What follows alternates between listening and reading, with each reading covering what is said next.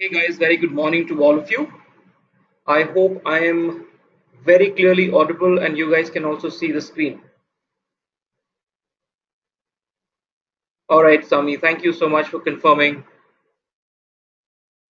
Great. So we have about 9 people in this batch. More have just joined, and I think we're waiting. Okay, in the meanwhile, while more people join in, let me confirm a few things. First of all, is my audio clear or is there some disturbance? I'm hoping it's okay.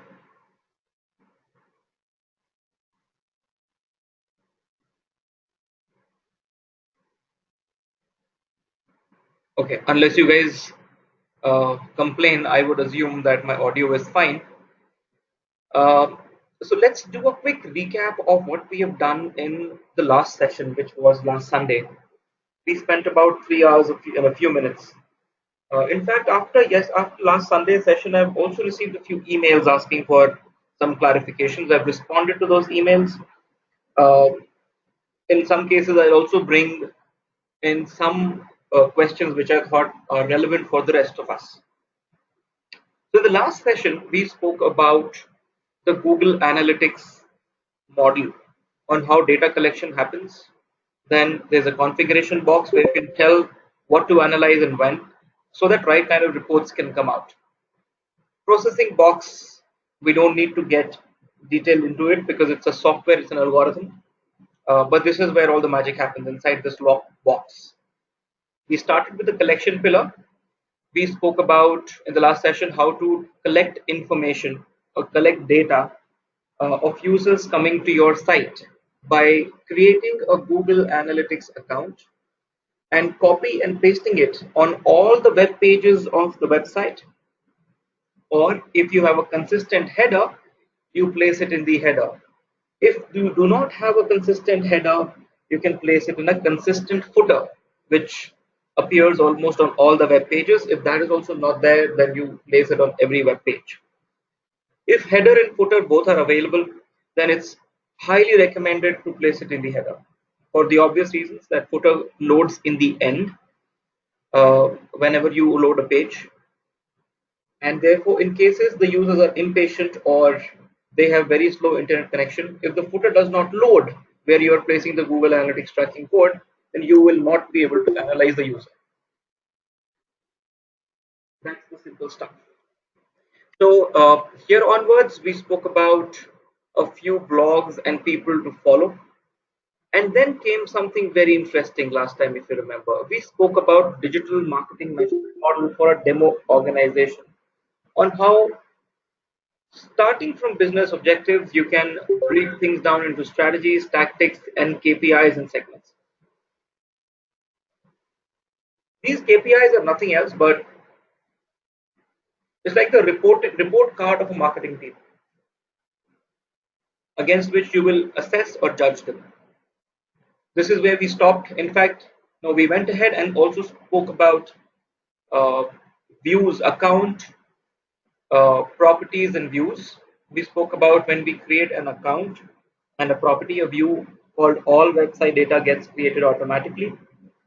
When you create a new view, it's essentially a copy paste of all website data, which is raw form of data.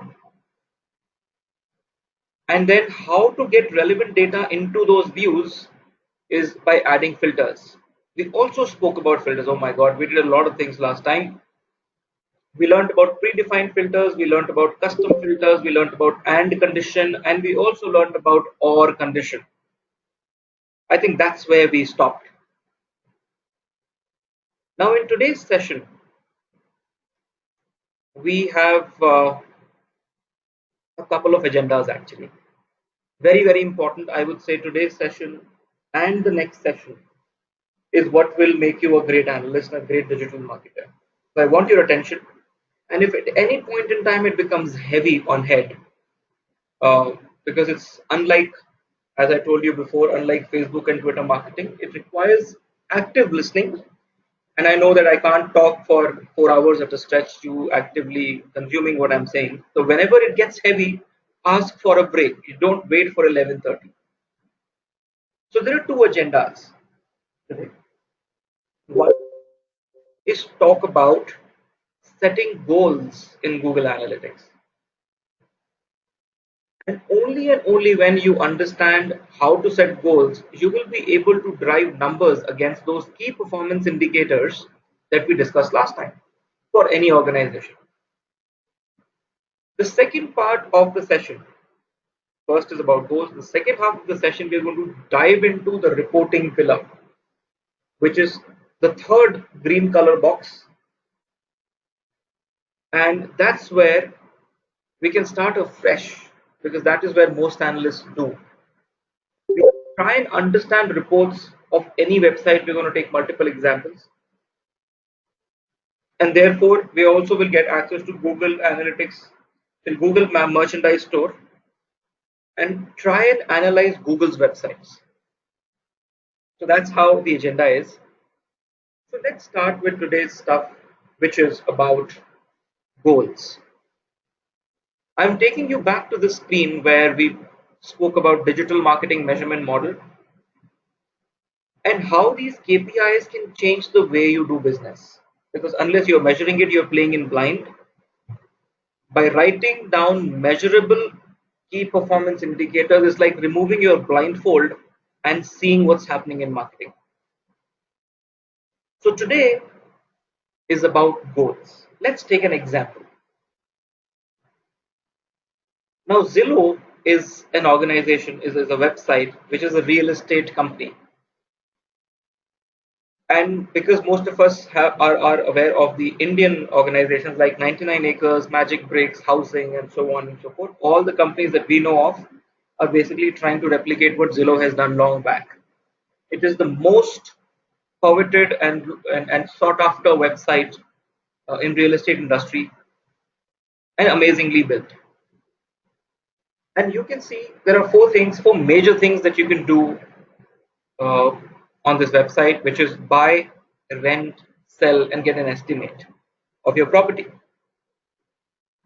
Now, when I was working with this company about analyzing their website, we spoke about actually multiple things, but limiting it to our goals discussion.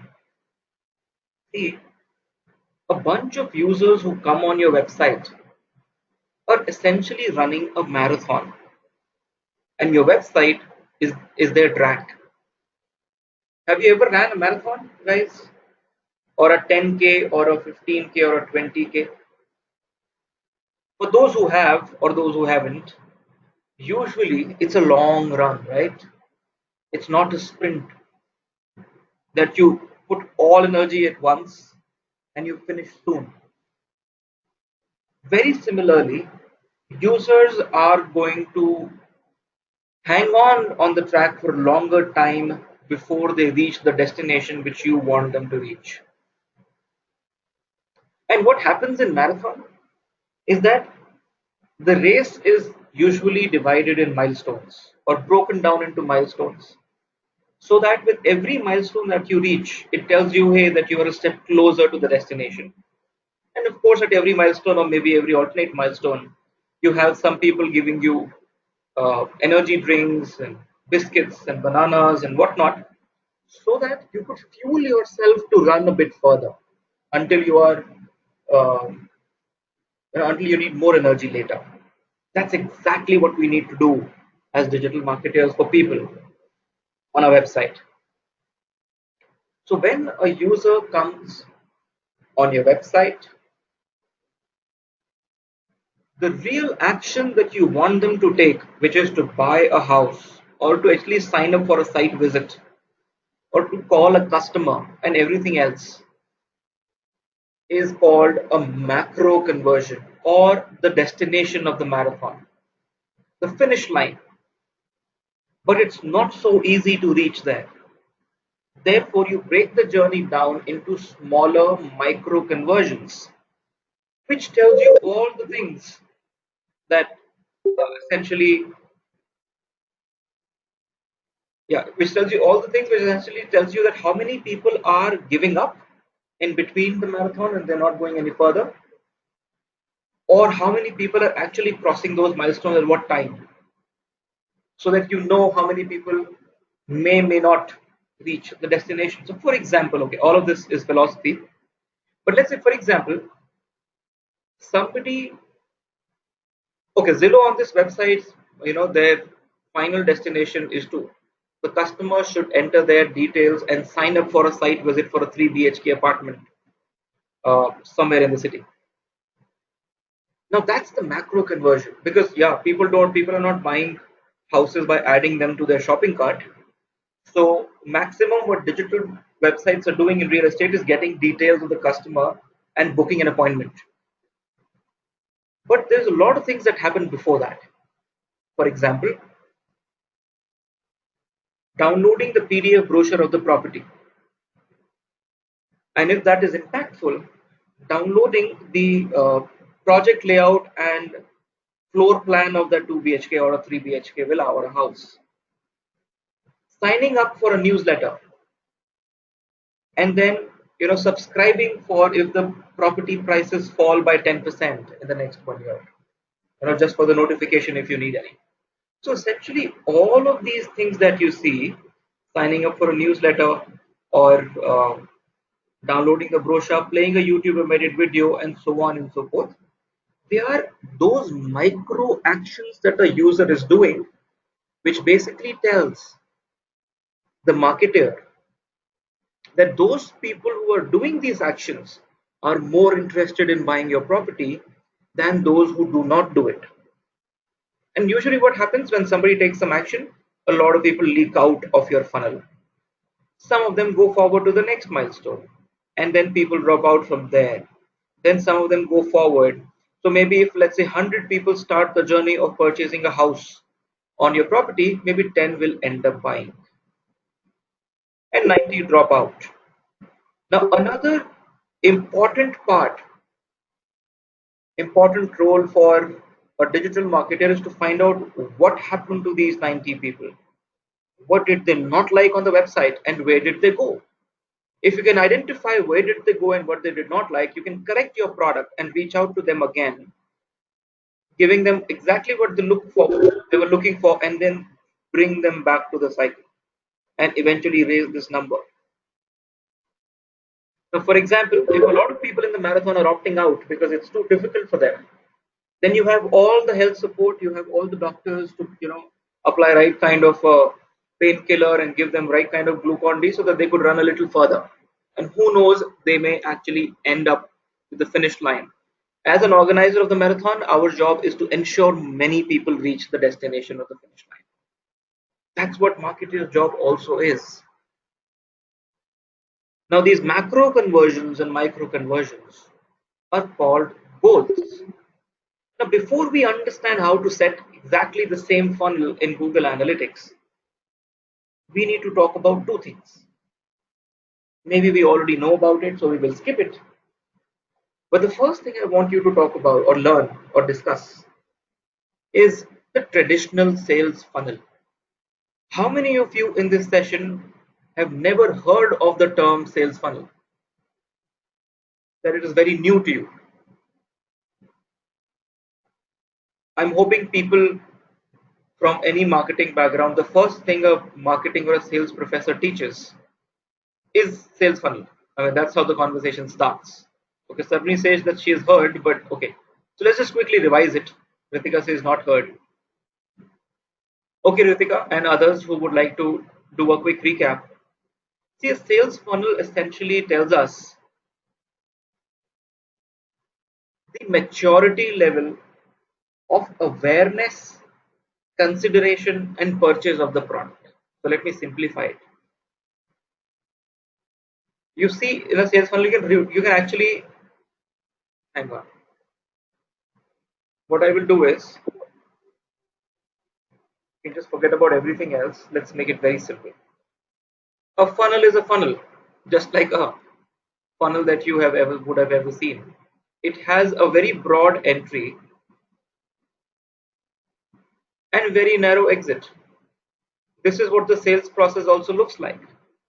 A funnel is usually divided into three parts. Okay, many marketers divide it into like 500 parts, so you can also do that. But this is pre-sales funnel. First is about awareness. How many people are aware of your product? Those who are aware, how many people are considering to buy your product, or they're evaluating you seriously? That yes, they're looking for a product like that. And how many will actually purchase your product, or even lesser? So for example, how many of us in this session, like 14 of us in this batch, how many of are aware of iPhone X? I'm sure all of us, right? You don't need to answer that question. That means Apple has done an amazing job in iPhone X marketing in terms of awareness. The world is aware about it.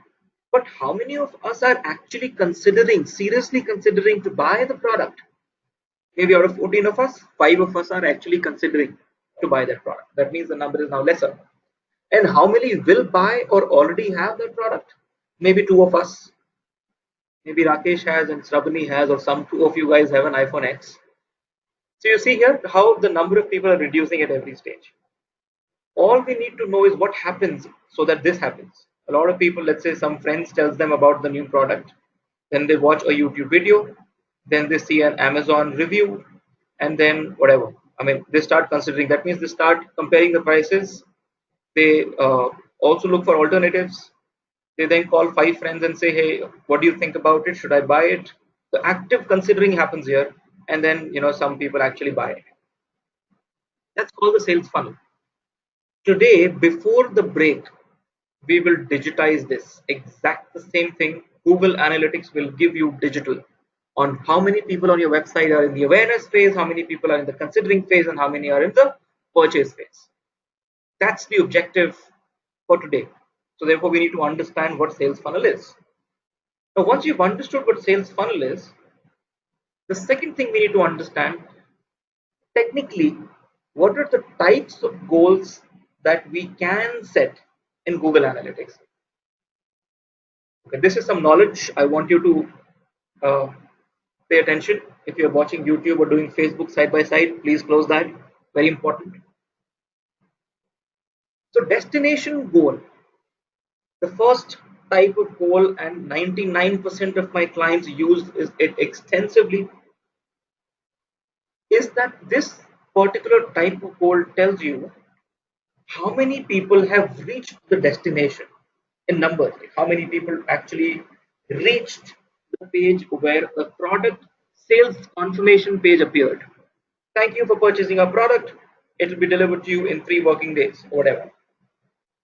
Now, when this particular URL appears, thanking you for purchasing, that means you've done the payment, OTP also came, you entered it, CVV number entered, all the decisions of the purchase have been made, or maybe at least a cash on delivery have been done. That means all the song and dance that you did with digital marketing had now paid off. Only then this could happen. Because if this page does not appear on somebody's website, everything else was a waste. So when somebody appears on the destination URL, it is called a destination goal. You can also associate a number on how much money did you make when somebody came here, and how did somebody come here, and all of that. But destination goal is when you reach that URL which you could have not otherwise reached without making the payment. So that means goal is achieved. The second goal is called event goal. Now, event goal is exactly the same or the similar kind of goal of destination, but is used in such cases where the URL does not change, but something happens within the URL, within that particular page. Maybe a pop-up appears, maybe a PDF download happens, or a YouTube video is played, or number of clicks made on various URLs. It's just that it measures your clicks on what you're doing, and the URL is not changing. For example, when you click on read reviews in Digital Vidya page, something actually pops up. The URL does not change. Or when you download digital marketing curriculum, PDF brochure, or something like that. So let me give you an example of how event goal can help anybody. Let's say in the last 1 year, social media marketing course, that one particular program, uh, is the most famous one. And how did you know that? Because a lot of curriculum download happens of only social media marketing course, because that's also in these days. It's cool to do it. So a lot of demand of social media marketing course is there, which is not as much for email marketing course.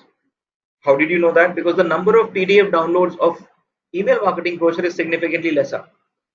You will know it by the number of people downloading it, just by setting event codes. But let's say if you're looking at growth rate of both, let's say on an average in last 12 months, every month social media marketing brochure downloads were 100 a month, and consistent like that at 100 a month. But email marketing course was 30 downloads a month, but is increasing by 10% or 20% month on month. By seeing that pattern, you know that from about 14 months from now, email marketing will pick up. It is becoming the next in thing. And hence, you will then start optimizing your marketing budgets to get right kind of students. And on the other hand, because you know that the email marketing course is going to sell more, it takes time to look for an email marketing trainer. Your search for email marketing trainer will start now. And hence you can plan your business. A lot of my real estate clients get to know that people in Bangalore are there's demand for North Bangalore properties as opposed to South Bangalore properties, because of maybe the city is growing that ways, and it's closer to the airport, and so on and so forth. This is because the number of clicks and PDF downloads of properties in North Bangalore. And eventually also planning the business that if you're planning to buy new property or new land, it must be in northern Bangalore, because east or west or south Bangalore is not doing as good in property. And that's event goal. So when destination goal is used, when the URL changes and it tells you what was your journey till the destination, which path did you take, event goal is about that particular click that happened in the URL did not change. Destination and event both are transaction specific. Pages per event and duration per page both are engagement specific. For example, you are ndtv.com or timesofindia.com or moneycontrol.com, all of those content websites, where your goal you can set is that I will change my content strategy such that on an average, every person or every user coming to my website should visit more than 5 pages in a particular session. So the moment somebody crosses the fifth page, it triggers a goal in the backend.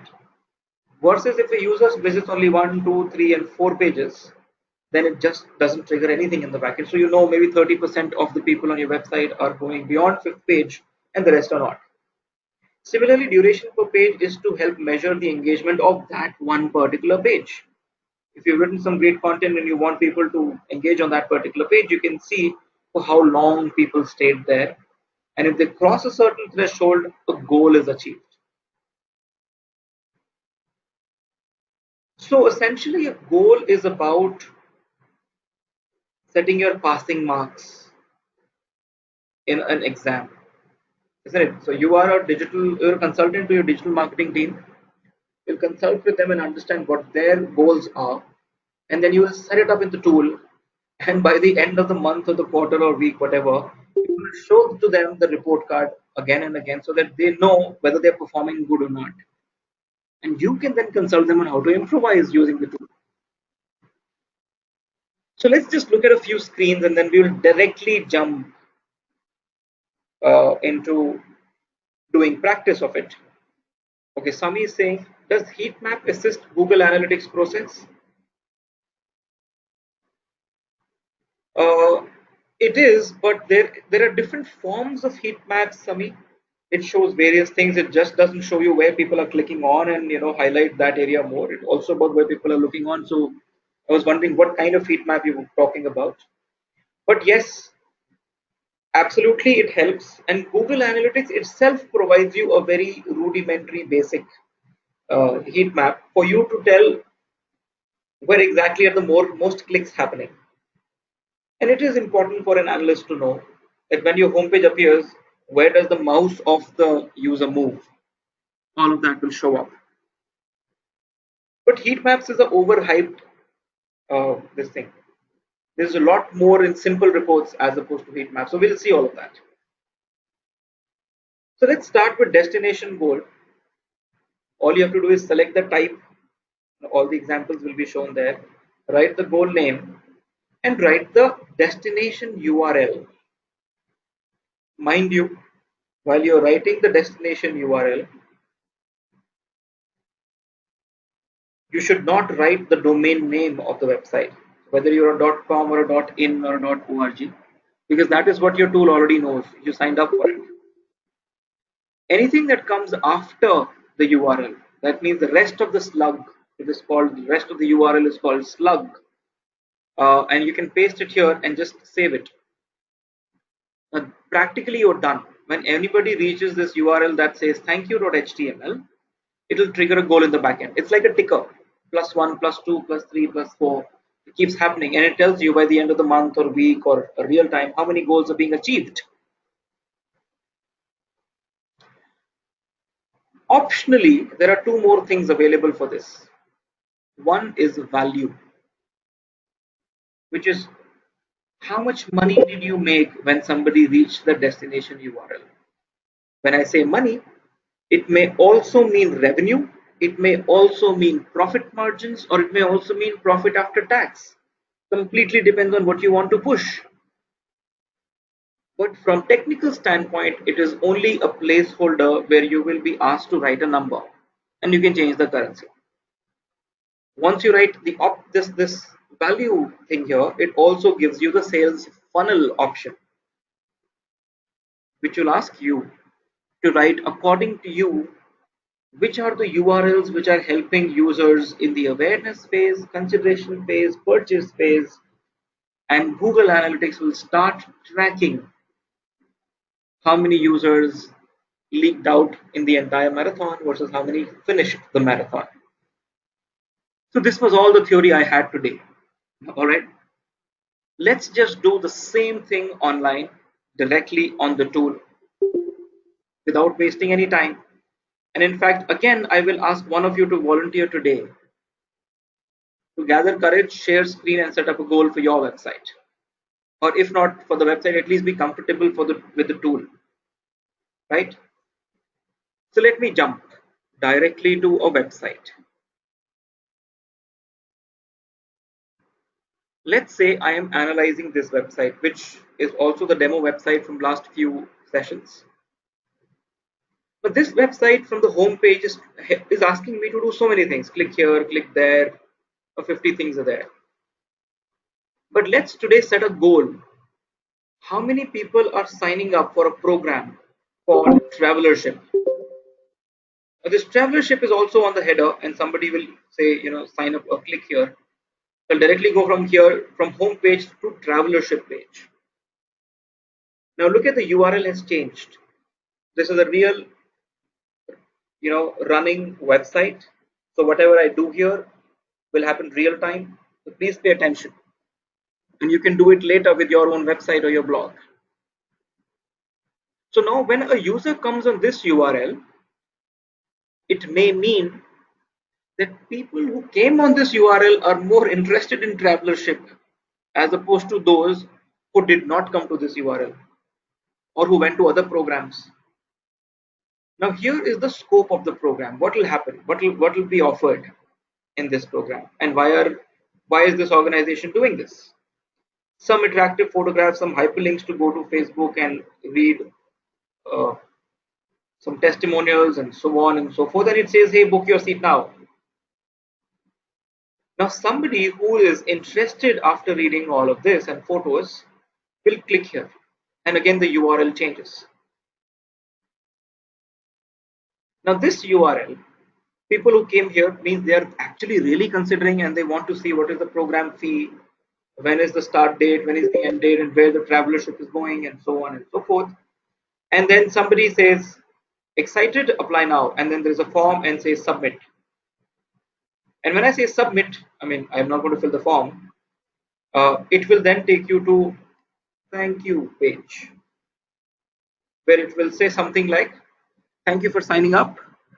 We'll get back to you shortly. So that probably will be the URL, but since we are not going to the final page because it's a real website, let's not sign up. This is, let's say today, this for our discussion purposes, this is the destination URL. If somebody comes here, let's assume that they have purchased the ticket.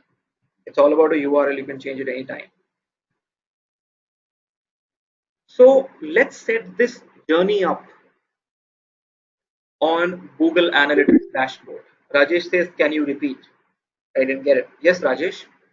So Rajesh, like any other website, this website today, which we are looking at, is also selling many things. One of the many things that this website is selling is this travelership program, and we want to understand how many people who come on the website actually go ahead and purchase this program called travelership. So this is the way, or this is the journey of purchasing it. I'm just showing you where a user should be clicking to purchase this product. From home page, we go to this page, and we spend some time here reading all of this. And from this page, you click on book your seat now, you come on this page, and let us assume on this page sales happen. That's all I spoke about. This is like any buying procedure. Now I set the exact journey up in Google Analytics to see what users are doing on my website. For that, I go to google.com/analytics, a tool that you are already using by now. You've already integrated with your blog. You've started seeing numbers, and you can, uh, and if not, you can look at my screen, and then probably we will ask you to share your screen and use the same thing from your laptop or desktop. Rajesh says, can you edit the URL as per the requirement? As a user, I cannot. I am a buyer in this case. Whatever I showed you, going from step 1 to step 2 to step 3, is just a process. I am just saying that the user should have signed up here and a thank you page should have appeared, which that's the last step I'm not taking. That's all I'm saying. You cannot edit the URL because you're not the owner of the website in this particular use case. So let's go to analytics dashboard, and there let's again go back to admin in the bottom left corner. And if you remember, last time we learned about filters. This time we are talking about goals. So I go and click on goals, and let's create a new goal. Oh, already there is one goal, travelership signups is created. So let's just look at it before we create a new one. We can create a new one, but let's just see what is inside it. So when I click here, you see 3 steps, and there are 3 green ticks, which means the process is already complete, but let's just click on each to find out. The first step is to select a template. Now this template can be any template, right? Doesn't matter. It's just a way of categorizing the goal properly. So I've just said register online.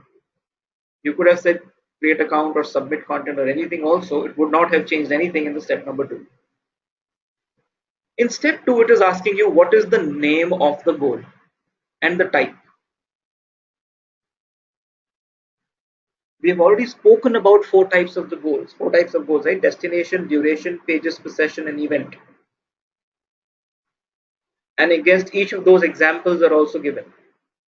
I select destination. And then I go to step number 3, which says what is your destination equal to, or begins with, or a regular expression. In this case, let's just stick to equal to. And I go to this page, I copy whatever comes after the domain name, whatever the slug, the pending URL, I copy it and I paste it here.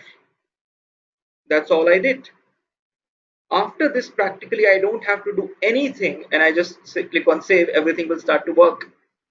But in this case, it will only tell me the ticker, number of times people came on this URL.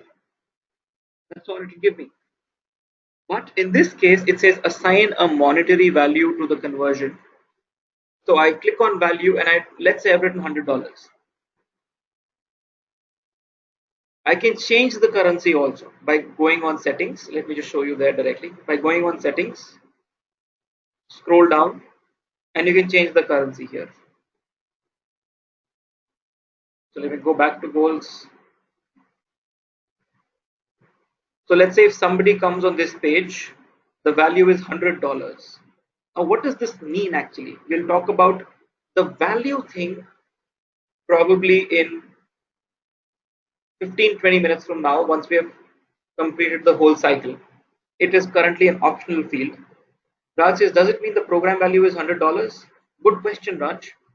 It may mean the program is for $100, so that means you're capturing the revenue. It may also mean the program is $1,000, but your profit is $100. You're putting profit margin here. Raj, for now, you can actually put anything here you wish to. And if it is a free product, you can put a notional value, $1 or something. But here is a placeholder for you to either write revenue, which is the program value, or write the profit, or even profit after tax, or even profit after tax after your CSR spend, or anything. After that, you write the funnel steps. Now, what were the funnel steps? I told you, right?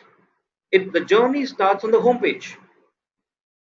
So if somebody comes on the home page, that means is a potential buyer of this particular program. So I just write home as the name of the step and just write one slash. Slash basically means home. There's no slug after slash. Step number 2 is when somebody clicks on Travelership Scoop page. So this is what I copy and I paste it here. After this, actually, if the user goes, it directly goes to the destination URL. That's all the user does. However, if between step number 2 and destination, if there are more steps, you can keep adding those steps. At max, you can add 20 steps. You can keep on adding those. But the idea is to keep your sales funnel or the navigation until the destination should be simple and not this complicated, unless very, very necessary. So let me give you another example here. One of my clients who is a direct to home service in South India. When I say DTH, it means like Dish TV and Airtel TV. So there's one good brand here in South India working in about actually 7-8 states. So their funnel actually looked really big, but it was necessary also. For example, you log in, select the average budget of your TV monthly package, then you select a sports package or a news package or an entertainment package, and then you can add a few channels at extra money, and then you can remove the channels extra money, and then more steps, 5 more steps until you actually make the payment. So unless absolutely needed, keep it as small as possible, and then you save this goal. This is where all the setting up is done and you do it only once. What have you done till now? You just selected the template, you wrote the name and the type, you just wrote the slug of the URL, money, and according to you, what is the chosen steps for somebody to come to this page, you just write it here. And if there are more steps, you write more steps. And then save the goal. Now what will happen is if anybody on the website is going on Travelership page and purchasing or signing up for the program by making the payment, Google Analytics will analyze what's happening on your website beyond what you can imagine. Let me directly show you how the reports will look like of this funnel. Though the idea of starting the reports was post break, but I think it's the right time to show you how it will look like. Right? So I'm directly jumping to conversions on the left hand side panel, clicking on goals, clicking on overview. It shows that in the last selected date range between 20th May and 26th May, which is 1 week, 165 users completed the goal. And of course, since each goal was worth $100, it says 100 like 16,500 US dollars and some more data points which we will come on in a while. Or let's select a large date range. Let's see what happens then. So it says 1,000 people have come on this particular page to sign up. And you see some spikes. Maybe these were the campaigns you ran for this particular thing on Facebook. And gradually you see those spikes. Right now we are looking at all goals data, but we have only set one goal. So we can actually set 20 such goals in Google Analytics. We just set one. You can select the most appropriate one which you want to analyze. And that's now all the theory that you have studied in your classroom in your marketing class will come to life. Will make it real for you by clicking on funnel visualization.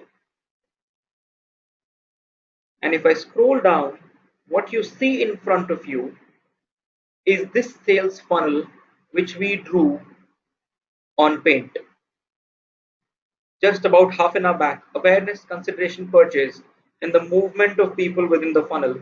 Many people are dropping out of the sales funnel, but some people actually purchase.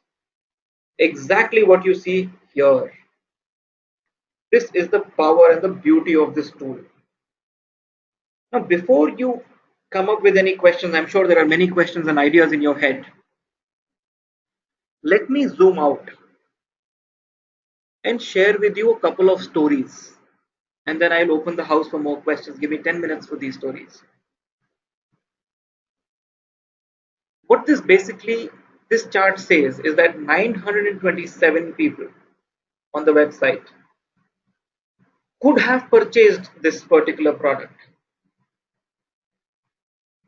but a large portion of it decided not to go ahead with this particular product. Where did these people go? They went to leave the website. They went to some different pages. They did not go to the page that you wanted them to go to. However, 27% people went to that particular page. Now, what is happening is, if out of 927, only 27% should have been reaching, why is the number going up? It is going up because, okay, let me just share with you the number. 927 into 0.27. So the actual number that should have been going to the scoping page was 250, but 1400 people directly are coming to that page. Maybe that page has become so famous that people are sharing it on Facebook and social media, and their friends are coming directly to that page. But essentially 250 people would have reached here if the only source of coming to this page was homepage. Now, out of this large portion, almost 55% of people drop out again, and 45% sign up. And there are people who are directly coming to the sign up page as well. And 1043 sign-ups happened. Now this is a very unusual sales figures. Usually this number keeps decreasing, but this is one of the famous programs on the website, so therefore you see number growing up. Very abnormal for any product online, but unless you are like very successful, these numbers don't show up like this. But essentially what I'm trying to tell you here is that why is this sales funnel topic and why are we discussing this, and what does it tell to digital marketing team is something we need to discuss about 5 minutes. The three school of thoughts we learned in first session, and I spoke to you that there is a fourth one too, and that is called gap based intervention. I don't know how many of you have learned or heard about this. Gap based intervention, basically as the name itself says, you first assess the gaps, then you intervene. Don't ideate and intervene. So let me show the same report for you, let's say for some other product. Let's go to some other product and see how they show up.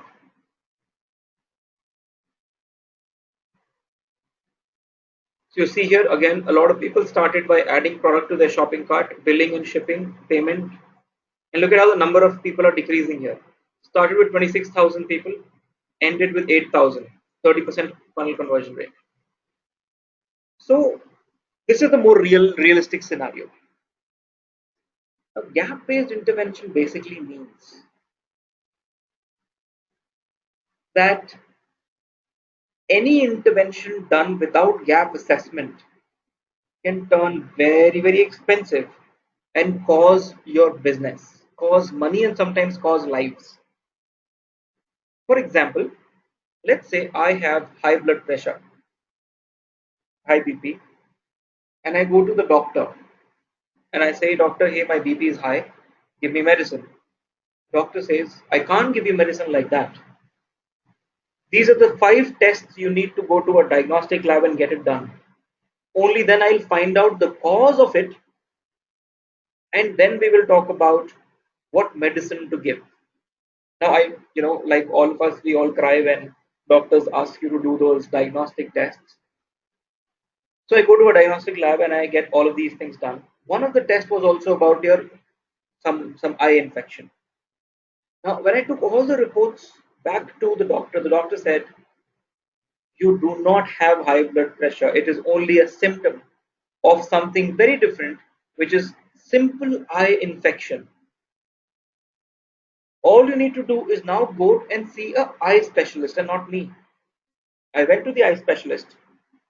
That came only when I identified the gap that I need an eye specialist. Then the eye specialist understood based on the experience by looking at my eye and said, go take this eye drop. Put it in your eye for 5 days. It'll be okay. It's very normal. And in 5 days, my eye infection was gone. My blood pressure was normal. I was back to normal life. Imagine if I had not done all of this and gotten myself on a BP medicine. A BP medicine is generally a lifelong medicine, right? Or imagine another, I'll give you a more realistic scenario now. So, as an analyst, I just don't do web analytics, I also analyze a lot more data. I also do a big data, I run a big data agency. So, let me share with you another client and then we will come back to this particular slide that you see here. Not slide, but web page. So, I was analyzing state result of 8th standard students and how they're performing in mathematics. Very interesting information came out. And why 8th standard? Because in any government school or countrywide, not just statewide, 8th is the standard where people drop out. Kids drop out because of fear of mathematics. There is something with Indians and mathematics that they drop out for the fear of it. So we were analyzing the report cards and numbers to find out why is this happening. And a lot of data points were shared with us. We digitized all answer sheets. The entire question paper was broken down into skills and sub-skills and sub-sub-skills. So every question in the question paper was checking something in the student. For example, algebra, trigonometry, number line, uh, mensuration, and so on and so forth. A lot of things were being judged in the question paper. And we had all of this information. So when we analyzed these numbers of 8th standard students across one state, and let me give you a number, we were analyzing 16 lakh 800 students. No, Rajesh, I don't save any of this as an event. I'm not talking about web analytics. I'm just talking about gap-based intervention. Let's come out of Google Analytics for 5 minutes. They're not events. So all of these questions were assessing some skill and some sub-skill. We analyzed, there were about 3 clusters that were emerging. Have you heard of cluster analysis? If not, it's very simple. You identify cluster of respondents or cluster of customers who behaves similarly. You can also call them segments. So 3 clusters were found. The biggest cluster was trigonometry. Those kids who failed miserably in trigonometry actually flunked everything else because probably these questions would have demotivated the student. So we thought it's not right to detain these children in the 8th standard again, because just because they're failing in mathematics and they're passing in others, it doesn't mean that repeating a class is the solution, and going through those 5 subjects which the student has already passed in is not the right solution. So what we did, we took the cluster out and we did only trigonometry intervention with them, and the number went up from 25,100 to about 40,100. So we saw that if you make them repeat the entire class and waste one whole year, the number barely touches 40 the next year. But if you just do gap-based intervention, within a month, the number touches 40 plus. We found out why are they not able to get 70 plus, and we analyzed these people again. We analyzed these answers and we saw some of the trigonometry questions were rightly answered and some did not. We again designed a question paper properly to find out granular skills that are required to answer trigonometry questions, and we found out while trigonometry actually became okay, there was a lot of confusion about negative numbers. People did not understand number line. They could not make sense of anything that has a negative next to it. Now that's a more fundamental thing. If you don't know that, maybe your trigonometry and algebra both will go wrong. So we identified that gap with that cluster. We we spoke about number line for another 1 month, and the number, believe you me guys, the number went beyond 75 for the same set of students. That's the power of analytics. It can save you years. You can identify what's wrong in somebody's head and help you plug that particular gap. That is how healthcare is working. That is how education is working. That is how government databases are working. That is how digital marketing is also working. But unfortunately, every Tom, Dick, and Harry becoming digital marketer, sorry for saying that, the if I show this particular sales funnel to 10 digital marketers, 9 out of them would not make any sense out of it. Generally what they will say, that 30% conversion rate is not a good one, which I also agree. Maybe there is something wrong with the product. Maybe we are not targeting the right people. Maybe the people who are coming here are not the right kind of people looking for that particular product. Maybe the user experience is not good. So the general statements that these marketers make are without any solid information, which is absolutely visible in front of you. This is what this disappoints me the most. It's like saying, if my car tire is punctured, let me buy a new tire. Some people even may say, let me buy a new car, without taking the tire to the puncture guy and just fixing the puncture. So you see here, a large portion of people exit in step number 1. However, if people go beyond step number 1, look at the percentage is mind-boggling. 91%, 93%, 97%. What is it between these pages that is working so well and the cart page is not working so well? Now, this is the gap that you need to plug. There is something so messy here that people are either not finding the next call to action, or your procedure of going to billing and shipping is really irritating that people are dropping out.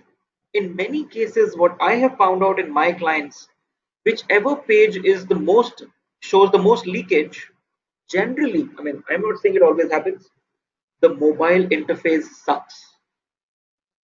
We later realize that the page looks messy on mobile devices, and that's where most of the people are going to, while they may feel that, hey, the page is absolutely fine.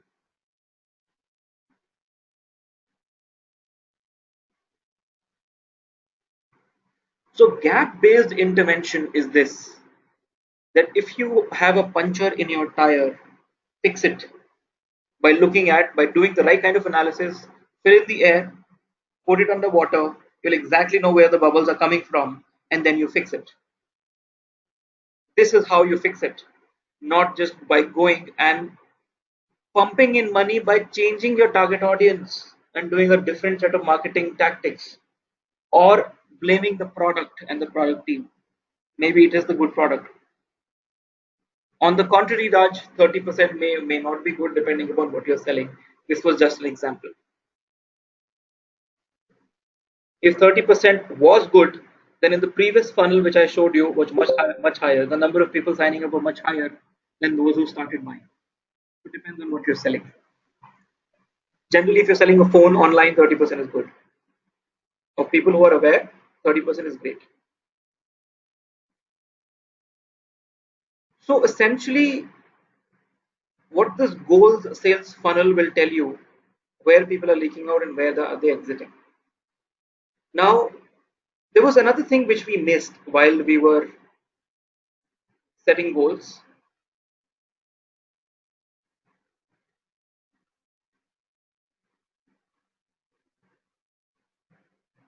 Okay, so let me just go back to the one which we created. We will have much clarity there. Now, in one of these goals here that we created, there was this.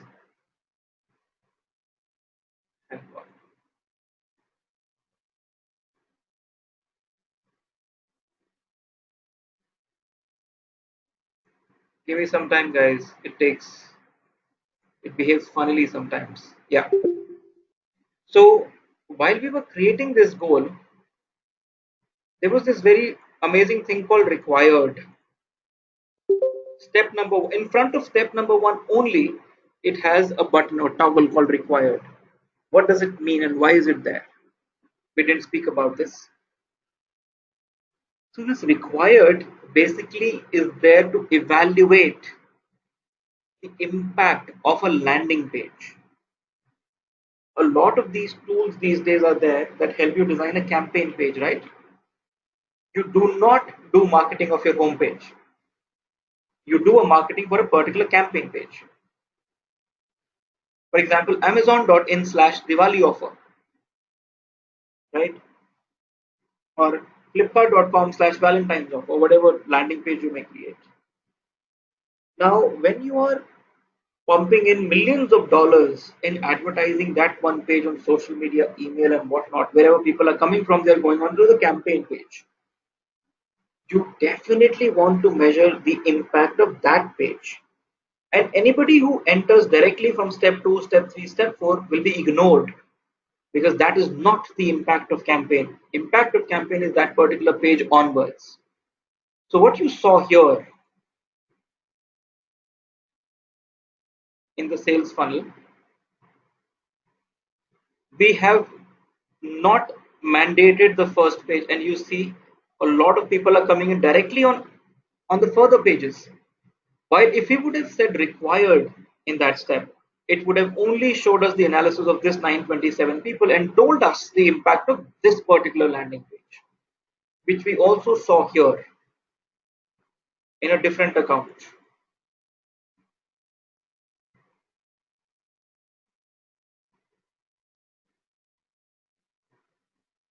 You see here, it always shows 0, 0, 0 because while creating this particular goal, the analyst would have said the first page is required. That's the only difference.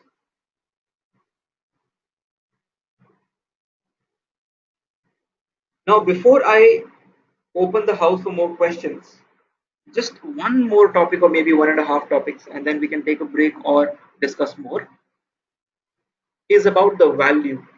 Yes, Aditya, I'll repeat everything. This is just last particular thing I'm talking about is the value we wrote.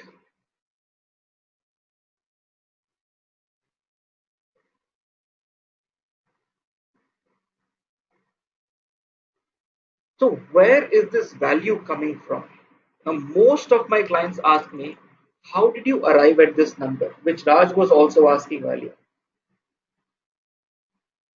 If you are selling a product and people are paying online, It's easy. You can put that number.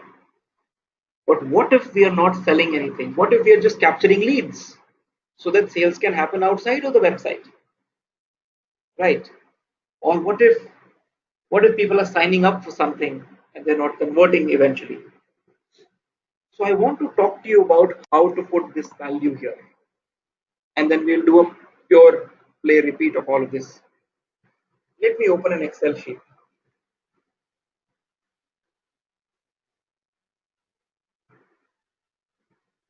Now this is what I discuss with almost all my clients. So please pay attention here. You may either be selling a product, or you may either be capturing a lead for either product or service. I mean, when I say product, I may actually mean good slash service, anything. But the only difference between the two is that the sales of this particular thing happens immediately, like buying a phone, buying a guitar, or paying for a service or make my trip, and all of that happens immediately. But a lead is captured and the salesperson gets in touch with you, and then the sale may or may not happen. They're the two scenarios only that are there in the world. Let's say your product is worth 100 rupees. Many of my clients put this as the number in the goal value, which Raj was also saying that by $100, do we mean that the program cost is $100? Many of my clients do it. But let's say the cost of the product itself should be embedded. Let's say the cost itself was 90 rupees, or let's say 80 rupees. Tech cost was 1 rupee. Delivery cost was 1 rupee. Returns and apportionment was 2 rupees. Uh, and let's say damages and losses 3 rupees. And so on and so forth. A lot of costs. All of them, you sum it up all together. And 87 rupees. Okay, just for rounding of purposes, 90 rupees is your cost. So what is your profit? Very simple. A 5-year-old can understand. Okay, a fifth standard person can understand. 10 rupees is your profit. Some of my clients put this. They do not want to see how much money am I receiving in my bank account. They want to see real time how much profit am I making. Then there are some of my clients who put profit after tax, that you are paying 30% tax on your profit. So the money that remains in your bank account is $7. If you're selling a product worth 100 rupees, 7 rupees is what you can enjoy. Simple. You don't need to be a mathematician to understand this, right? In lead, things become a little different. You just apportion the percentage of leads that become your customers over every lead. So this is how it happens. Let's say you capture 100 leads on any given month. Based on your sales team's history or experience or performance, you know that 10% of them generally convert. If you hire a very good sales team, maybe 15-20% will convert. If your sales team is very bad, maybe 2% will convert. But let's say generally our team converts 10% of these people. So therefore my number of customers will become 10 out of 100. Right? Simple. Now what is the profit after tax per customer? I'm just avoiding some calculation by saying, let's say by capturing these leads, we are selling the same product.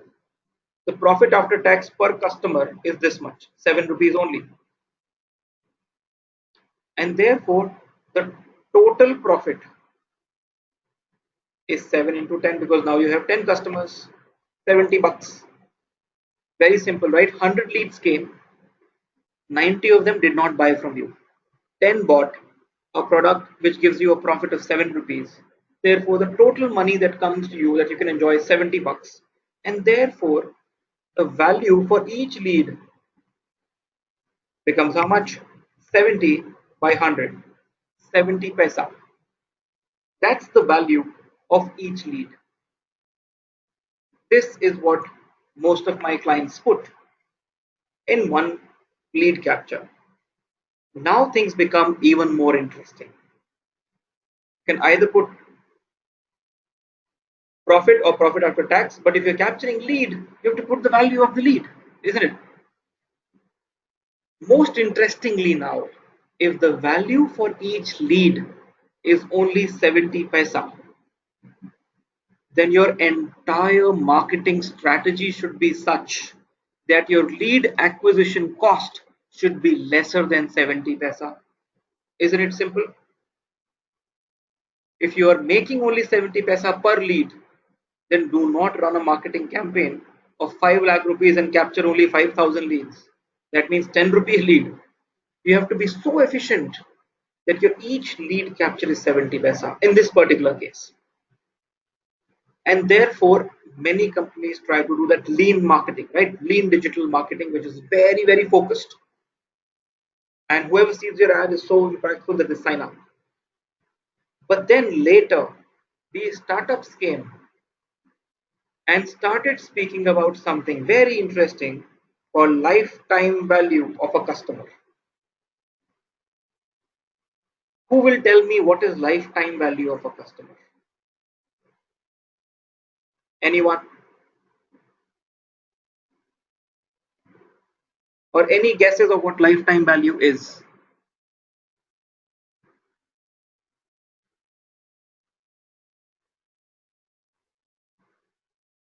Should I repeat my question? My question is, what is lifetime value of a customer? How much business one particular customer give to you in total? A customer repeatedly visiting your site and buying will spend a lot more than 100. Okay. Any other definition? Lifetime value of a customer in next 5 years. Okay, good. Total value right from purchase, repeat purchase, uh, and yeah, I can understand all of this, Rajesh. So lifetime value is exactly what you guys are saying. It is because it is essentially the number of times a customer will buy from you before the customer dies. That is why it's called lifetime value. So till the time customer is alive, you keep minting. Yeah, all right. So lifetime value is a good play here, and you will completely understand why many venture capitalists are funding these startups now. So lifetime value, the general figure across industry is 7. Now averages are not real. You can't take it for your business. They are averages. That's why they are called averages. So for example, if I am buying a Parker pen, which is let's say worth 200 bucks, before I stop writing in my life, probably I will buy Parker some 100 times, maybe 20 times, 50 times, whatever that number is. But if I am buying a house from DLF, maybe I'll buy once, maximum twice. If I'm very rich, I'll buy the third one. So therefore, my I'm the 3 times customer to them. The number is very small. If I'm buying a Hyundai car, today I'm buying i20, tomorrow I may buy Elantra or something. So maybe I'm buying Hyundai 4 times until I decide to stop driving. Across industry average is 7, doesn't mean anything. Look at your CRM. If you're a historical business, if you have a business with more than 3 years of history, looking at your CRM will tell you how many customers have bought from you how many times. And a number will come here. Let's say for our study purposes, the number is 3. And therefore, the same 100 leads who gave you 10 customers and 70 rupees, these 10 customers will not only buy once, they will buy 3 times eventually. And your total value per lead has now gone from zero point 0.7 to 2.1 rupees, which is the new or fresh value per lead. So now you have a more play in your decision making of digital marketing strategies. Your lead acquisition cost has just risen 3 times from 70 paisa to 2 rupees. Now you can run much more uh, non-linear campaigns. You can spend more. If you are a startup, you never know what this figure is going to be because you have no history. This is the play. This is actually one of the play, and this is another. So if I'm a startup and if I'm pitching to a VC for let's say $100 million, I will pump this number up to 30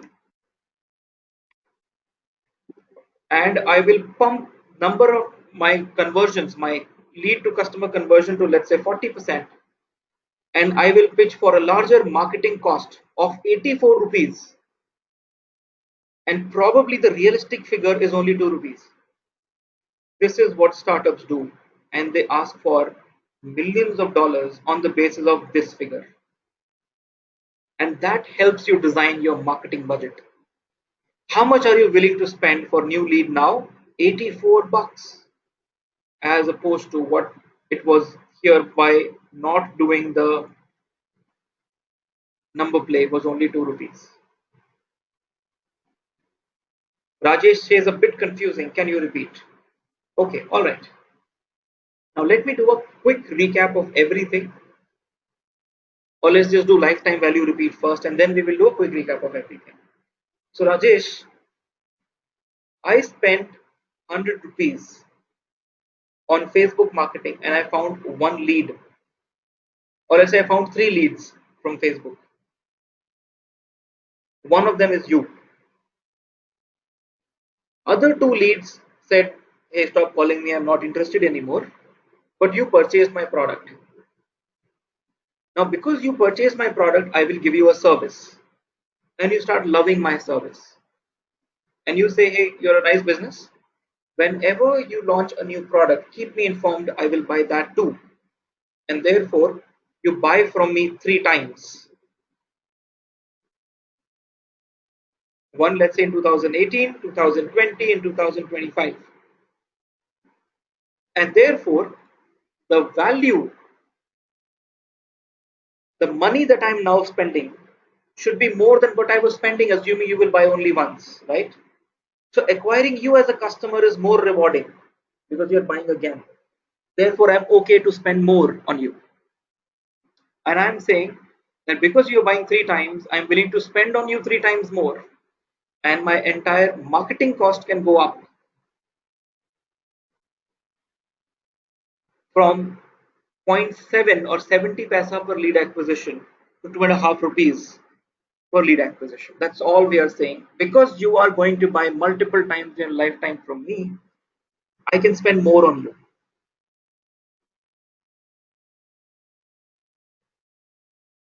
Now, Raj says, how will you make money when you spend all the funding in marketing and not getting enough customers? Raj, I wish the question you have asked these startup founders should also ask themselves. Thank you so much for asking this. That is why you see hundreds of startups closing down and a lot of VCs losing money. And where does that money go? It eventually goes to the customer's pocket because they're all pampering you. So today, when you tweet about, hey, your Ola driver was pathetic, or my whatever new product that I purchased is not good, and then they say, hey, this is no, we apologize, we don't want you to go. Keep this coupon for the next drive. All of those things these startups are doing these days. Where is this money coming from? Coming from some VC's pocket. Eventually, what you're doing is throwing away money, throwing away now more money for acquiring same set of customers who may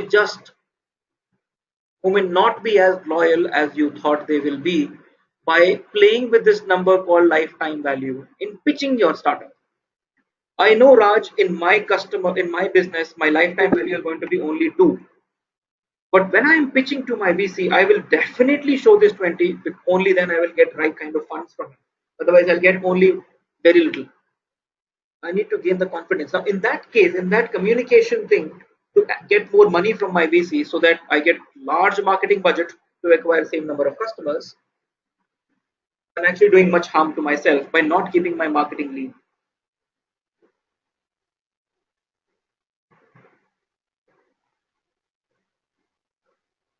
And that's all the play is. We all know about Food Panda, right? Imagine the amount of money gone into marketing, but not so many satisfied customers. Still, the money is going in by saying that if once somebody buys food from you, they'll buy some 100 times. And therefore, you're looking for those little customers who will buy from you again and you'll keep serving them. It doesn't happen like that. Your lifetime value you had assumed is so high, and therefore, you're pumping a lot of money. Be realistic. If being a pessimist is bad, being an optimist is also very equally bad. Be realistic. Otherwise, your business may not survive. Sami is saying it is a gamble, right? Of course it is. Aditya's LTV is to focus only on existing buyers. So Aditya, in case if you are an existing business, so let's say DLF. DLF is an old business, right? It is selling homes from a long time. If it needs to know its lifetime value or the number of times a customer is buying from me, all I need to go is open my CRM and see what percentage of people are buying with me more than one times. Maybe the entire customer average will be 1.5.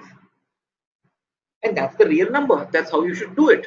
But if your business is new, you have no history, you don't even know what will happen in the next few years, you assume this number. For future buyers also, Aditya, does it answer your question?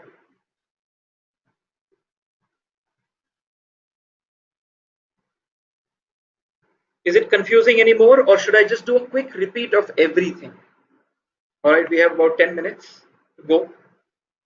So it's very simple concept. When I repeat it, it took us about hour and a half to go through this slowly. But if I repeat it, it'll all make up. It'll all make sense very quickly. So let's say here is my startup website on which I'm selling many products, and there is a way in which the users may want to buy. All products are not equally good, so there are many programs, many events, and many things that are here to purchase. But one of my products that I'm trying to experiment with today is a travelership product. People come and buy this particular thing by going on this page from homepage or from any other page and book the seat by clicking on the detail page, signing up for it, and going onto the thank you page. Since it's a very consultative sale, nobody pays money directly. The sales happen after the lead is captured. We will design the sales funnel in the analytics dashboard. So what we do is we replicate the same navigation in admin page by clicking on goals and by clicking on new goal. When we click on new goal, it will ask us a few things. What is the template? Then we go to the next step. What is the goal description? We will say some goal name. It automatically will give you a goal slot ID. Select the type of the goal, click on continue, and then write the slug of the URL, whatever comes. For example, if you're selling guitar on your website, then maybe the page that will take you to will be thankyou.html, right? Now, whenever you sell a guitar on your website, which is worth 10,000 rupees, but the profit is only 1,000 rupees, and after tax is only 700 rupees, you may want to put 700 rupees in your value, and then the funnel. The funnel page can be all the steps that you believe the user will follow. How many ever steps you may want to write, and what are those URLs here. So those you will start putting here. If you want to understand the impact of the landing page, you will click on required, otherwise you will say no. Because if you say no, the reports will also show you those users who directly enter step number 2, step number 3, and so on and so forth. By clicking on verify this goal, it will tell you how this particular goal would have impacted your data if this was applied 7 days ago. It basically helps you understand whether your goal setting is right or not, and whether some people are doing some navigation like this or not. The moment you save it, you will start seeing what's happening in conversions, goals, and overview.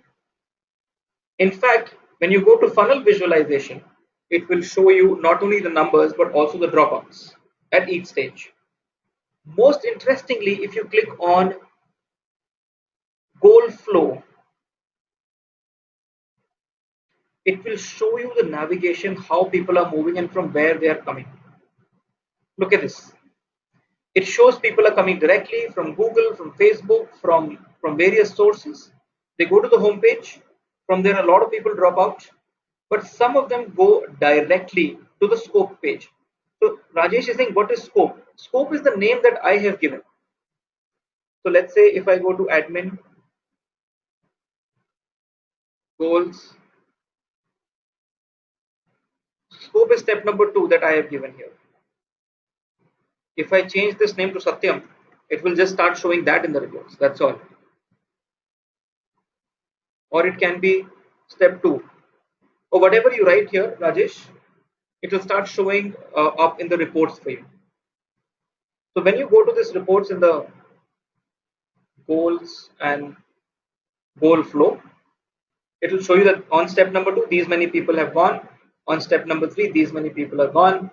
And let's say if you want to highlight some traffic, when I click here and I say highlight traffic through here, it tells you people are not only going forward, they're also going back to the previous stage, they're going further and then going back to this page. It tells you the curiosity of the users.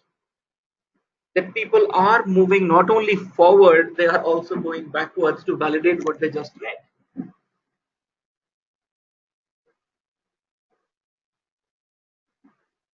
Rajesh says, should we keep all the pages of the website in the funnel, even if it is 100?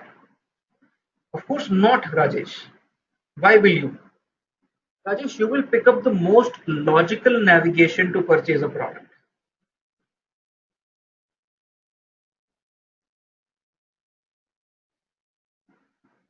Now, post break, Rajesh, I want to iterate your same question and talk about what if people are not buying from the most logical navigation.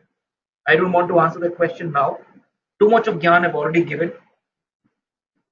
Not good enough for digestion. If you consume so much of yarn and so much of heavy stuff. Now, post break, the first question I'm going to pick up, Rajesh, is yours. What if users are not following the sales funnel that we have told Google Analytics to navigate?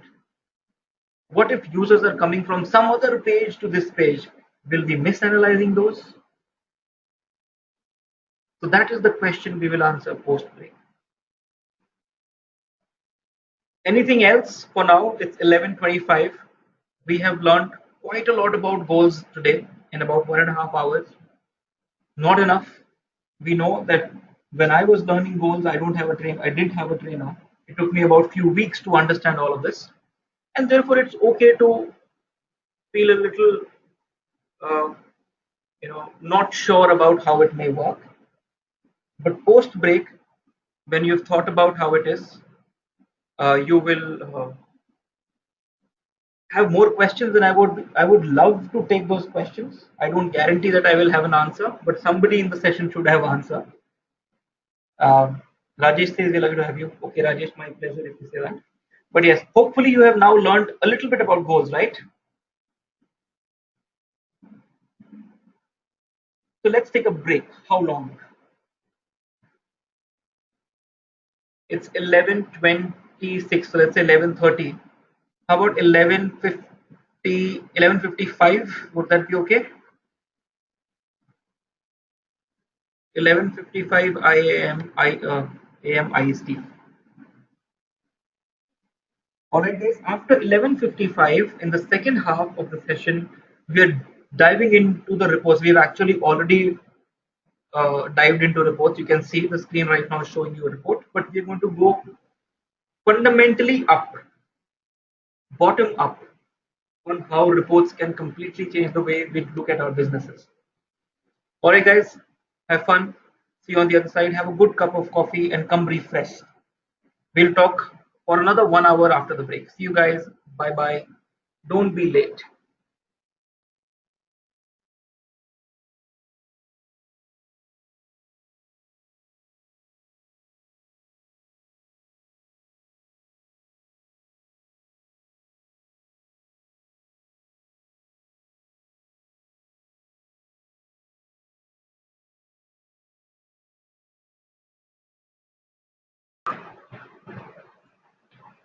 Hello, folks.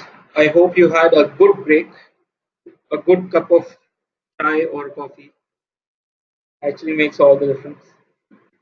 So, I hope I'm audible, loud and clear. Okay. So now in next 1 hour or so, maybe a bit more, we will talk about reports. The first 15-20 minutes will go in getting comfortable with the interface, and then next 40 minutes we're going to derive some actions out of reports. So, is there anyone in the batch today who will be logging into the reporting dashboard for the very first time? Anyone who has not used the dashboard before? Okay, Rajesh. Okay, all right, good. See, most importantly, we have to understand today what are the fundamentals when you read a report. Right? It all starts by reading the story and then becoming the storyteller. Everybody has their own style of telling a story. Very important to uh, absorb and consume those numbers, but even more important to communicate it to business. All of that we're going to talk about today. But before we jump into that dashboard, we usually look into these reports, which are pretty much similar to our Excel sheets. That's the format. So the first column will always be dimension column, and the rest of the sheet will be metrics. Metric values are always numbers. Dimensional values are the values of the dimensions on which you are looking metrics for. Sometimes you may also have a secondary dimension which will occupy the second column and pushing all the metrics further. So what it means essentially is that if you want to look at the number of page views on your website, your dimension can be city and dimensional values can be city names, and page views can be for each of the product or each of the URLs on the website. And then looking at this data, you can derive so many things on which product to be popularized where and what it is already optimized and so on and so on. Various action reports can be taken. So this is the only thing I would want you to keep in mind, that nothing is different from what we already know of Excel sheet. To support these Excel sheets, Google Analytics shows some beautiful, good-looking graphs on top of it. So it becomes easier to consume. So let's directly jump into the reporting dashboard. So when you log into the reporting dashboard, this is the first view of the website or of what is happening on your website. Now look at the left panel. It says home, customization, real-time audience, acquisition, behavior, conversions, discover, and admin. The left side is basically, I'm sure you have seen that Amazon slash Flipkart interface, right? On left side, there are some filters. You choose the appropriate thing during with the filters, and the right kind of product shows up on the rest of the screen. So these are the right buttons or tabs we will click on, so that on the rest of the screen you see the appropriate report. While you're on the home page, it shows you 7-day data until real time. So as of now on the website, there are 5 people. They may be from all over. We don't know whether they are customers or competition, and so on and so forth. It talks about traffic channels, direct, social media, organic search, referral. Where exactly are they coming from? Which particular website is referring them to us?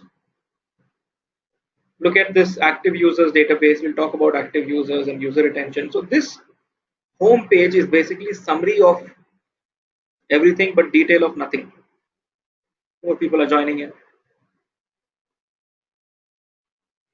On the left hand side, real time, as you already have seen, is shows you what's happening on the website right now. It can be very dangerous at times because people can get so obsessed with what's happening on the website right now. Sometimes they forget why are they looking at it.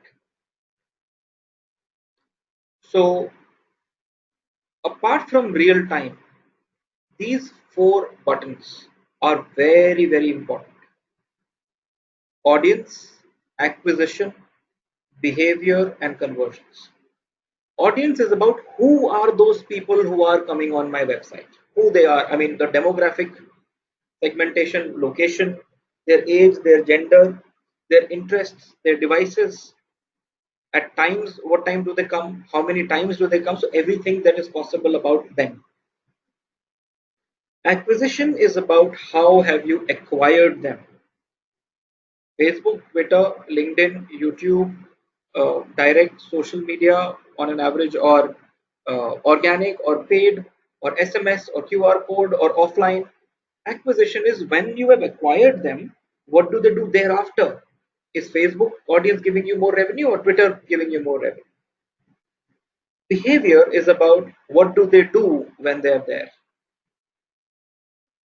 Are they liking the content that you write, or are they hating it?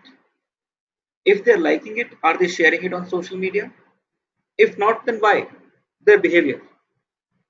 Conversion finally is about are they really doing what you want them to do? Are they buying or not?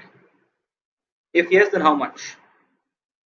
One of the reports we've already seen right now, which is goals, was under conversions. So let's start with audience overview. See, if you look at all of these, if I actually open, so under audience, you see so many sub tasks, and under sub items, there are so many sub items. There are overall, I think, 100 plus tabs, 100 plus reports that you can create between these four tabs. So, for the obvious reasons, in the next 1.5 session, we won't be able to cover all of them. The idea is not even to cover all of them, because some of them are very simple. You don't need a trainer for all of that. It will be like a waste of our time if we cover it here, because just by clicking on them, it'll be self-explanatory and intuitive to tell you what it stands for. But some which are important and difficult to grasp, we will talk about them here. Now, before we go any further with reporting dashboard, I want all of you to follow what I am saying.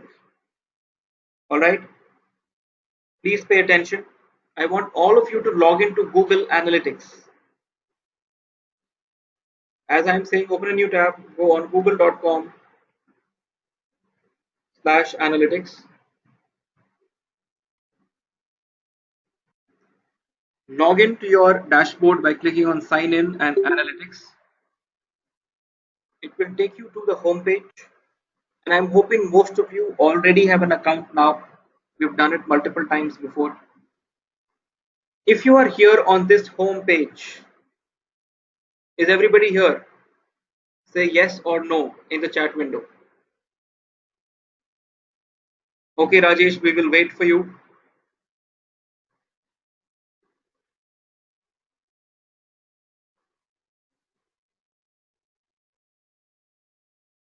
Rajesh, you haven't created the Google Analytics login from the previous two sessions that we shared. That is why it is asking, Rajesh. But that's fine. That's fine. That's fine. Don't create it right now. Then look at it, look at my screen, and it will quickly create for itself. I'm hoping others have reached here.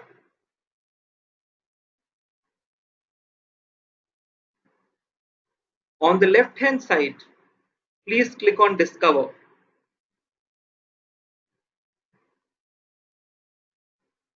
And then when you scroll down a bit, it says Google Analytics Demo Account, and click on Go.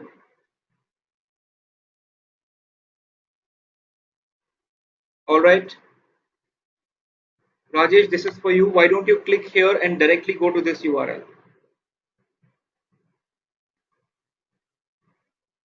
Is everybody here on this URL? Very important.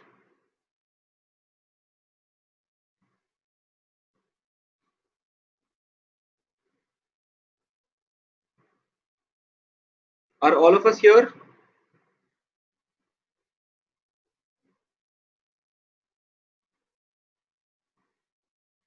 Okay, on this page it says Access Demo Account. Click on that, please. Now, when you click on Access Demo Account, even if you do not have a Google Analytics account, it will ask you to create one quickly, and you will start seeing reports of Google Merchandise Store. Let me show you what website do I mean.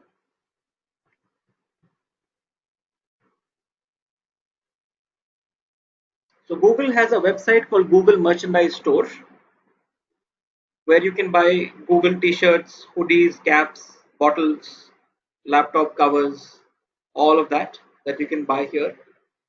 So if you want to access Google Analytics data of this website, you have to go to this URL I've shared above in the chat window and click on Access Demo Account. This is for those people who are asking for demo data to do analytics and exercises.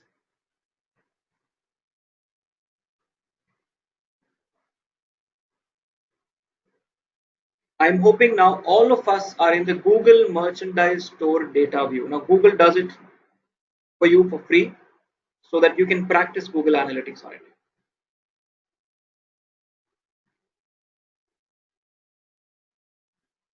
I'm hoping everybody is here. So now when I'm moving the mouse and showing you, demoing you how this report works, then all of you also have access to it. Is there anyone who's not here until now? And if you say, if you don't respond, I'm assuming all of you are here.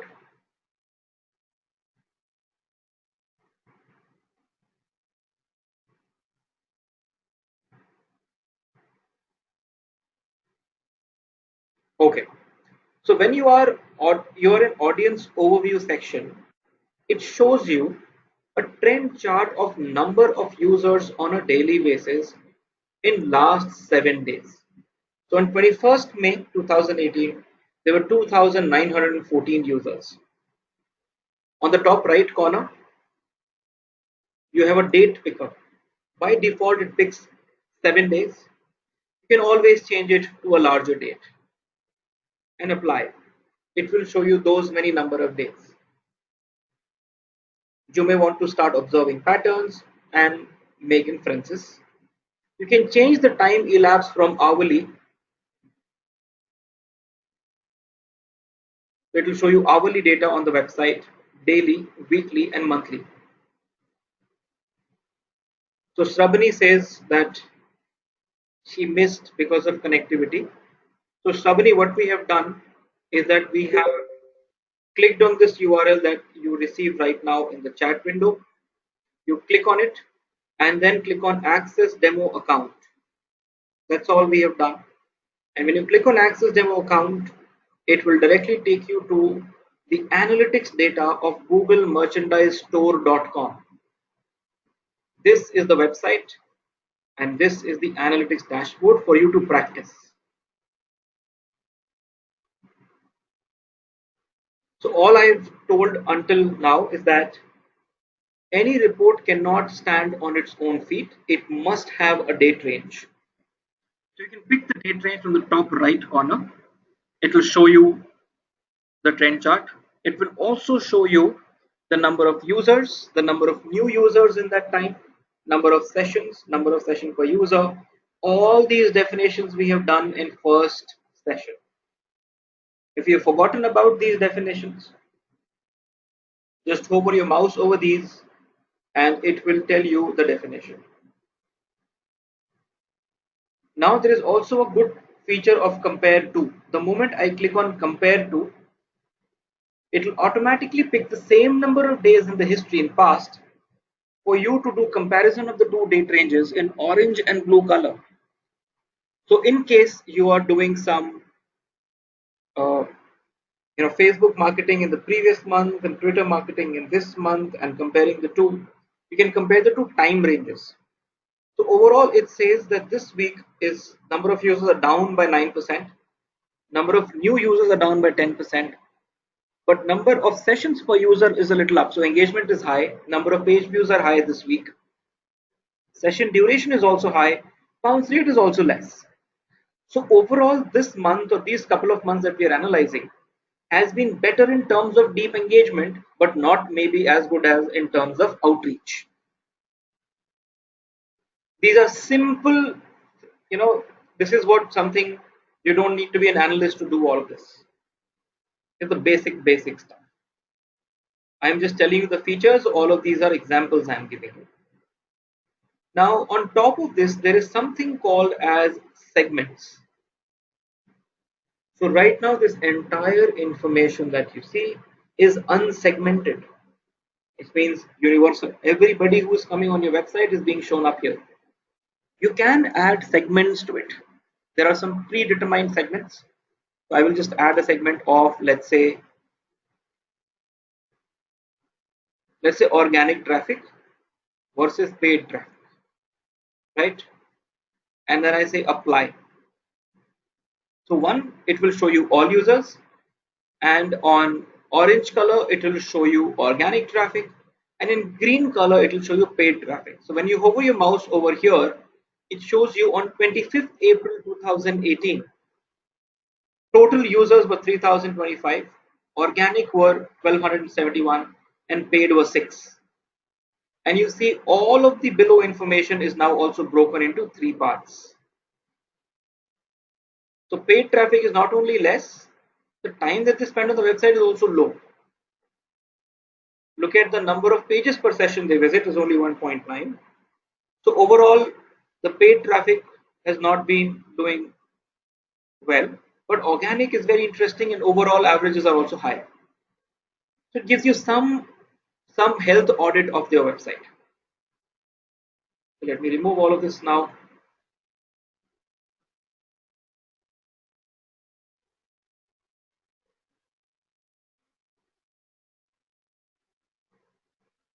So by and large, this is how the user interface looks.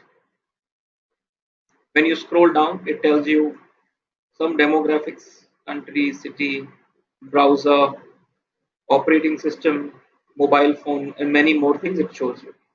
Now let's go one by one on the left hand side and see what other reports show. I will deliberately skip some. It is because they are very simple. Some are very new, as you see this audience's lifetime value are so new that I am seeing them for the first time. It was not there last week, maybe just a couple of weeks back. They're very new. So give me time, maybe by the next session, I will be able to probably discuss these because they're very new.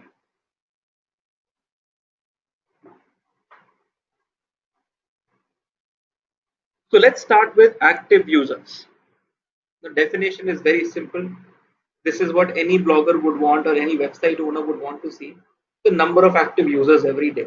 That means the people who came at least once on your site on a given day.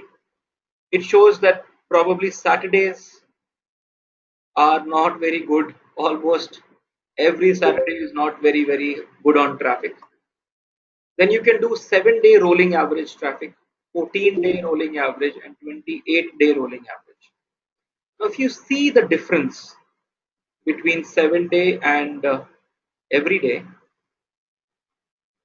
on a daily basis, it shows the trend of up and down. but the 7-day average more or less is stable. Okay, it has gone up somewhere in the between and then it came down. 14-day is even more stable, and 28-day looks like almost like a straight line. This report tells me that on an average, it may so happen that you may have some very good days in between where you see a traffic spike, some maybe bad days. Nobody came to your site. Don't get disheartened or very joyful. Till the time your monthly rolling averages are straight line or just about straight line. So if on a monthly basis you are not dwindling much, more or less your website is healthy. That's all it says. So it says 7-day active users ending also. This probably is the last day, 27th May. 15,161 7-day active users, which basically means the week ending on 27th May. So probably 20th to 27th May. This is the figure. 7-day active users 15,161. A fortnight ending on 27th May is 30,000, and almost a 20-day or 4-week ending on 27th May is 63,000. That's all it tells. Good information, and then we move on. Lifetime value is pretty new, though we know what it means. It will start showing some reports that we discuss in Excel sheet, hopefully. So probably by next session, I will come back to it on how lifetime value on acquisition channel wise they have come up with. Cohort analysis is also very new. But basically, what cohort analysis is? Can anyone tell me what cohort analysis is? Any idea? What is the meaning of the word cohort?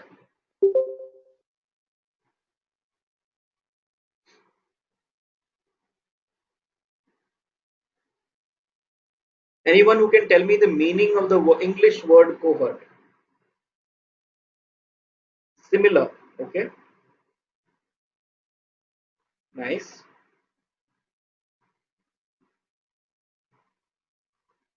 Any other definition? Sharing characteristics, like-minded characteristics. Okay. See, cohort basically means a group. But why are they two different words? Because of the exact difference that Sami and Rajesh are telling. They are groups made on or groups based on certain characteristics which can be dynamically created on the fly. So this is not a marketing word. The word cohort comes from wars and strategy of wars from Greek mythology. So if you see world wars, or if you've seen any movies like Bahubali and 300 and all of those fight movies, usually your army doesn't attack the enemy from front. They attack based on the skill sets the troops have. So some will fight from the airway, waterway, land. Some will fight from the left side, right hand side, and then some back side, and so on and so forth. Some will fight with cannons, some with uh, pistols, and some with swords. Based on the kind of characteristic, in this case, the skill they know best, they will be given that weapon. But the moment the strategizer or the king or kingsman will change the strategy, automatically the army dissolves itself and form new groups to to kind of surprise the enemy of the new skills that they have. So suddenly new forms of weapon will come in between the war, and suddenly the fight was with airplanes. Now suddenly submarines will start joining the war. Now these groups that attack the enemy are called cohorts. Now, cohort is a word that from there it was borrowed into marketing, into strategy. I'm sure you've heard of this. Even the fellowships the fellows use these words, or uh, alumni batches. I am a alumni of cohort 2012 from my MBA college. So I'm a cohort. That means I passed out in the similar year. So cohort analysis itself means group analysis. For example, The people who graduated from my college in 2012 belong to one cohort, and people who graduated in 2013 belong to other cohort. If you want to analyze, maybe you will find out that the rate of growth of those graduates who graduated in 2013 are growing at much higher salary increment month or year on year as opposed to 2012 graduates. Maybe because there was some recession going on then. Or the average marks of 2013 cohort is higher than the average marks of 2012. So you analyze them as a group, not as individuals. But suddenly, when I say dynamic groupism, suddenly when 2012 and 2013, the cohort was on the basis of graduation year. Now the same group of people, I say now there are two cohorts. Please reorganize yourself into cohorts of males and females. So immediately both the years will merge and two groups of males and females will emerge and new kinds of averages will come. I hope you can visualize all of these. These are called cohorts. That they have the ability to dissolve and recreate themselves. In digital marketing, cohorts are also groups. We have started looking at our users and customers in cohorts. Do they behave similarly? Now, not a literal translation into this report because it is still in beta. I hope things will get better when the tool is out of beta. Beta means that they're still working on it. Right now, the cohort type is on acquisition date, and the metric is user retention for 7 days. You can change the cohort size by day, by week, by month, but let's keep it by day. Which means certain group of users I acquired on a certain date, I will put them together in one group. Let's say Ritika and Sayali have come to my website on 27th May, but Sami and Srabani have come on 26th of May. I'll create two different groups based on dates. I'm hoping there'll be more drop downs in future. It's very basic for now. But it says on any given day, day 0, let's say 100 people come on my website, then what percentage of those people are retained the next day? That means they come back the next day. They are only 4.30%. By day 2, 1.81, day 3, 1.37, by day 6.24, day 7 turns 0. So it's basically user retention. This report tells you the stickiness of users on your website, stickiness of new users on your website. Now when I scroll down, it gives me date-wise specifics. It says on 22nd May, 2,704 users came on your site. On 23rd May, 8% of them came back.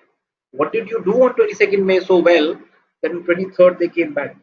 Maybe you launched a new email pop-up with a drip email marketing campaign that once people signed up on 22nd May, on 23rd May it was a reminder email that was sent to them and then they came back.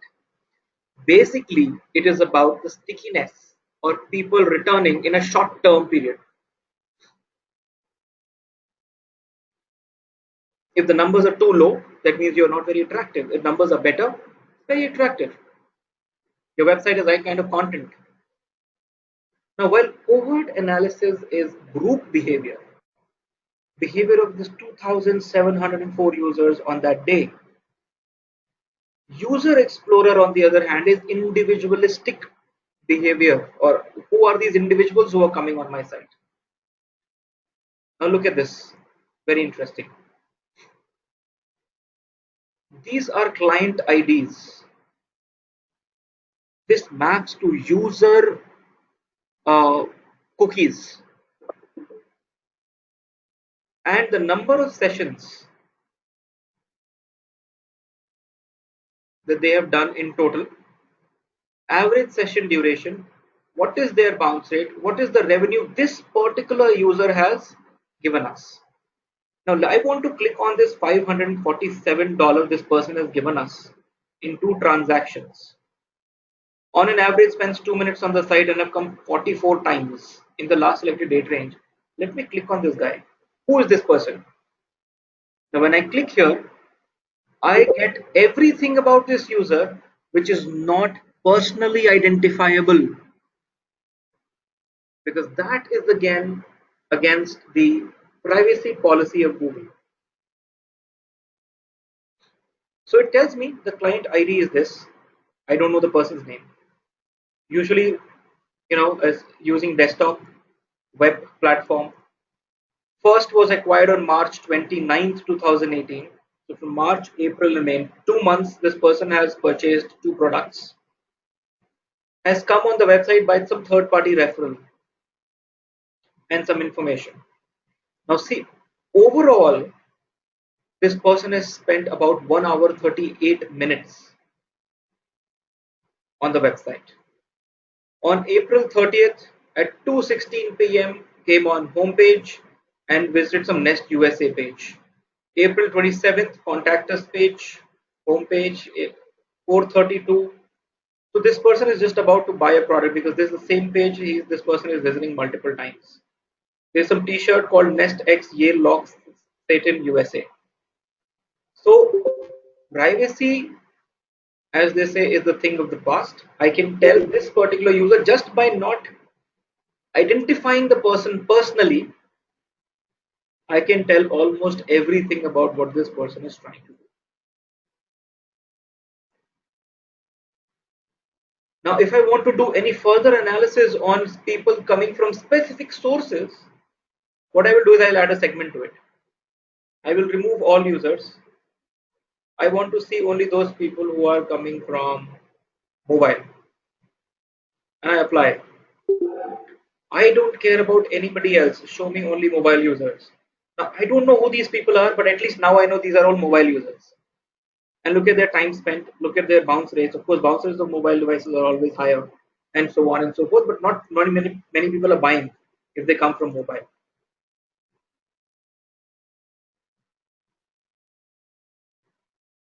So all of these analysis are just the beginning. Any questions until now? More details will come when we extend the same reports. Okay, now let me show you something very interesting. When I click on demographics and I click on age, it tells me the age of people who are coming on my site. So imagine this Excel sheet kind of framework. The dimension is age, dimension value is age bracket, and metrics are acquisition metrics, behavior metrics, and conversion metrics. Now you look at this. 25 to 34 age bracket is 42% of my audience on the website. The largest is giving me approximately 43% of my revenue. Bounce rate is also decent, 41%. However, as opposed to if you see 45 to 54 plus, this is the age bracket not really buying too much from my site, hardly 10%. 90% of my revenue is coming from 18 to 44. Now, when I am targeting people through ads on Facebook and Google AdWords, I will save my money by excluding my targeting to these people. I will never target anybody who's 45 plus. Why waste money? And then I can tell them that if I'm creating a very specific targeted ad on Facebook, I'm sure people who have done Facebook marketing classes would know that this is the audience, and 25 to 34, and sorry, in fact 25 to 44 is the audience that is the maximum benefiting. I mean, they're the most, sorry, 25 to 44 is the most lucrative audience. Now, here is an exciting report which I'm seeing, though I always think that uh, I should resist my temptation of sharing my views with you, because all of you will completely think differently. But let me share with you some insights. 18 to 24 is young audience, right? The youngest, which is the second highest audience on my website, but giving me only 6% of the revenue. While it tells me that 18 to 24 age bracket I'm attracting a lot many of this audience. Maybe this is an opportunity lost because they don't have anything to buy, or anything on my website is so expensive that this audience cannot afford. They're still very young, probably not working or just started to work, to not buying. So here is an opportunity to design something which is cheaper for them. Maybe when you enter your student ID card, you get 10% off or something. That's what Dell does.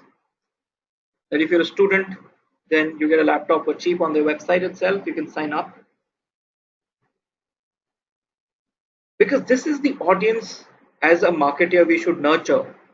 Because if you make a deep impact in the audience when they're young, when they grow up and they fall in the other age bracket, 25 and above, when they grow up to this audience, they will indeed spend much more.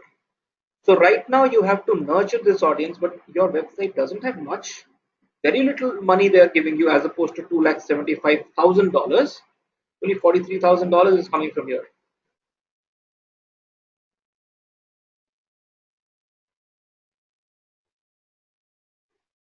Rajesh, this is the merchandise store. Now, Rajesh is asking a very interesting question, and let me see how many people can answer this question. How will Google Analytics know the age of the customer? Not only that, when I click on gender, it gives me gender distribution, male versus female. How does Google Analytics know the age and gender both? Your login with Google account. So, Sami, tell me one thing. When you go to Google Merchandise Store, it doesn't ask me my Gmail ID or Google account. I can just go and buy something, right? I don't need to tell that I am a Gmail customer, or they don't even know my Gmail ID when I'm here, isn't it? So when they don't know, how have we given details? We have not given details, and nobody gives them details. You can actually go ahead and buy as a guest without giving your details at all.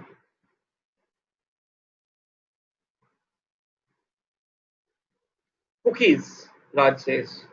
No, cookies don't store your age and gender information. So nobody knows this answer?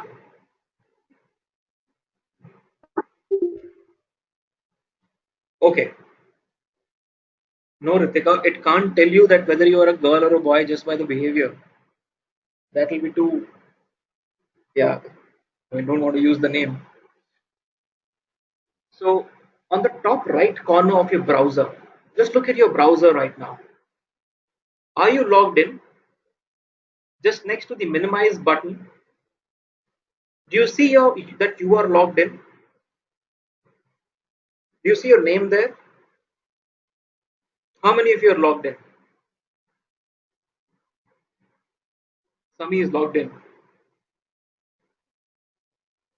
Okay, Raj is not. Aditya is. Okay. All right. Very good. So now, while some of us are logged in through our Gmail account or Google account, and this feature of logging into a browser is a new feature. It wasn't there a couple of years back.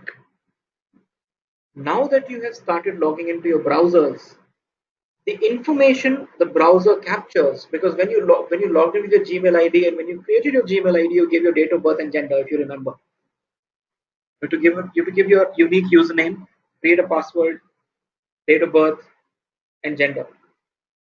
That information is passed on to the Google Analytics Manager or the user in anonymized and aggregated format.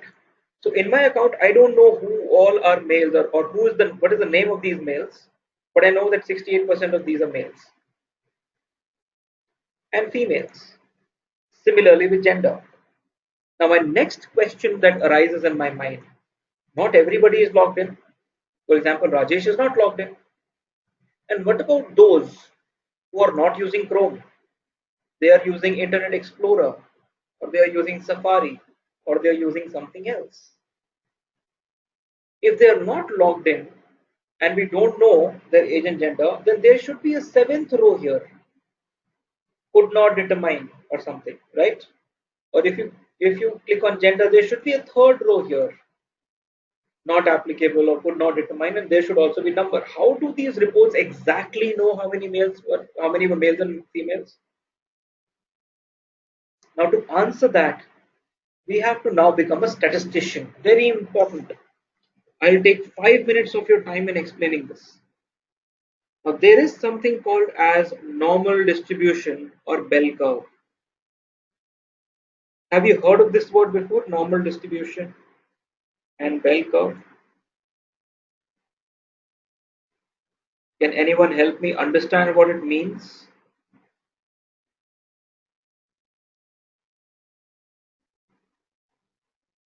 But never understood, Rajesh says. Okay. So I'll make it very simple today, Rajesh, so that from now onwards you always get what it means. Bell curve is also called the law of averages. The whole universe. Yeah, Raj is saying normalization because this is what HR people use these days when giving appraisals. Right, Raj? Not only HR, but marketing, operations and supply chains, finance, politics, administrative setups. The world believes in the bell curve. So today we should know what it means, and then we'll come to Google Analytics. It says averages, by the virtue of being average, are largest in number. For example, IQ, or a common sense question, or a score in mathematics exam, or your appraisal. If you plot anything on x-axis and y-axis, any damn thing on this planet on x-axis and y-axis, it will become a normal curve. For example, these are the scores of, let's say, 10th standard students in mathematics or science or whatever. The average of the class, let's say, is 50. While if the exam is easy, the average can be 70 also. We're not talking about the number 50, we're talking about some average. There are some very intelligent kids who will get 100 on 100. There are some very dumb kids who will get 0 on 100. But just by the virtue of 50 being an average, you will see a large number of students between a standard deviation called D. Maybe the D, let's say here is 45. I mean, D is 5 here, so 45 and 55. Based on no matter how difficult the question paper is or how easy it is, people will be around averages. So that's the law of insurance, that not everybody will die at the same time. So the insurance company is not paying to everybody at the same time to go bankrupt. A lot of people are investing in insurance, but a little number of people are asking for the payback. You always have that access. Or why did a particular party in politics win in Karnataka or Delhi or anything? You will see a large number of voters voted for one party, and so on and so forth. Why am I talking about bell curve today? Not because it's the appraisal time. It is because there is this magic number called 30, 30. This is what solves. I mean, I'm sure, I don't know how many of you are aware of the magic number of 42, which is in Hitchhiker's Guide of Galaxy. But don't go there. Let's go to statistics. Number 30 says that if you take a random sample of 30 respondents of any survey, whether you're doing exit poll for elections, whether you are asking for students to solve a mathematics exam, if you have taken a sample, random sample of 30 people, you will start to get a bell curve. Maybe if you have taken 20 people, maybe your curve will look like this. Even till 29, your curve may look like this. But when you do 30, maybe it is not very smooth curve, but it will start to look like a bell curve. If you do 300, it will become smoother. It will become 3000, it will become smoother. If you take 30 crore people, do a survey, it will become a very smooth bell curve, no matter whatever you are asking them. That's the power of it. And by the way, at number 30, you can legally, according to statisticians also, you can fairly stop your survey and say, this is what the world thinks. Yes, Rajesh, any survey done below 30 number is not valid and not reliable. But the moment you touch 30, you can start brainwashing people with the number 30, because then you can convert this into percentages and say that BJP will get 90% votes just because 25 out of 30 would have said BJP. So why only 30? Rajesh is asking. Rajesh, that's a good question. You know, there's a difference between a theorem and a corollary. I don't know whether in mathematics in your ninth standard years, okay, we have done a lot of mathematics today, but we should not talk about it. Theorem is something that you can prove. For example, an equilateral triangle with, that means all three sides equal, no matter how big it is, all the angles will be 60 degrees. That can be proven, right? That's called a theorem.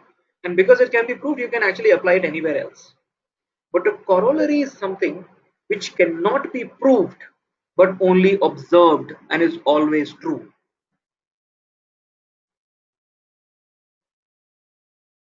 This is a corollary. This is an observation.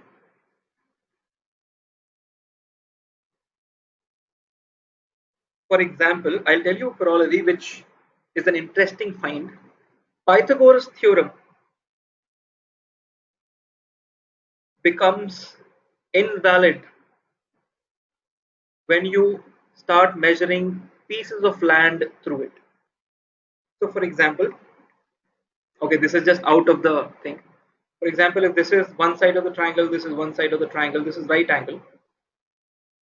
And if you want to understand H, A and B, there's a relationship between H, A and B, right?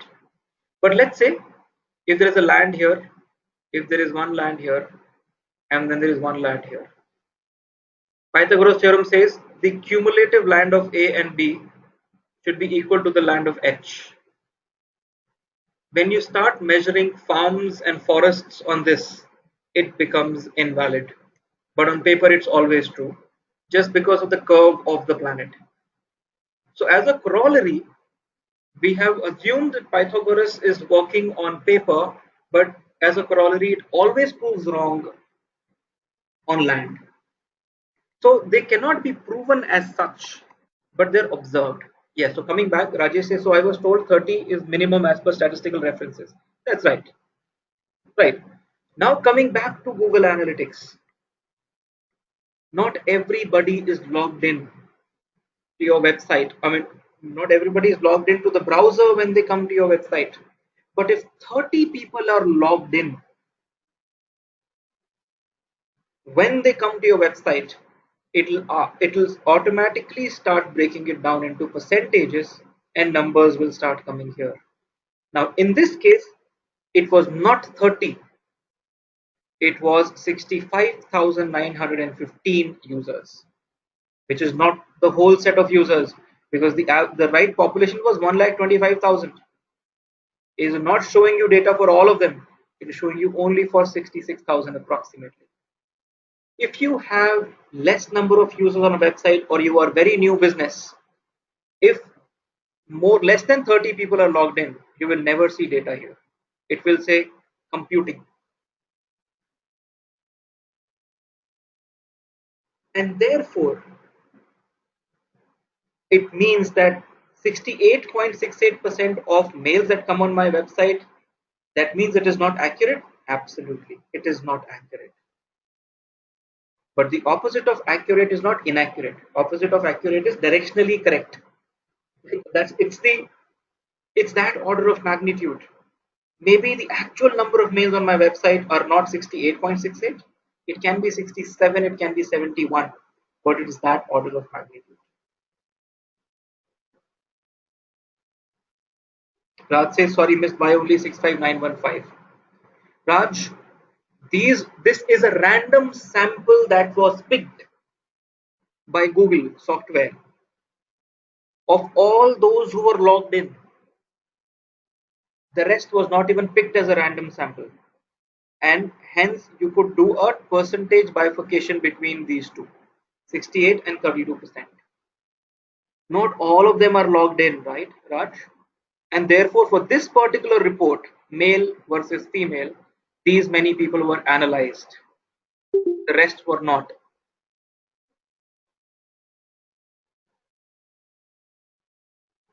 Similarly,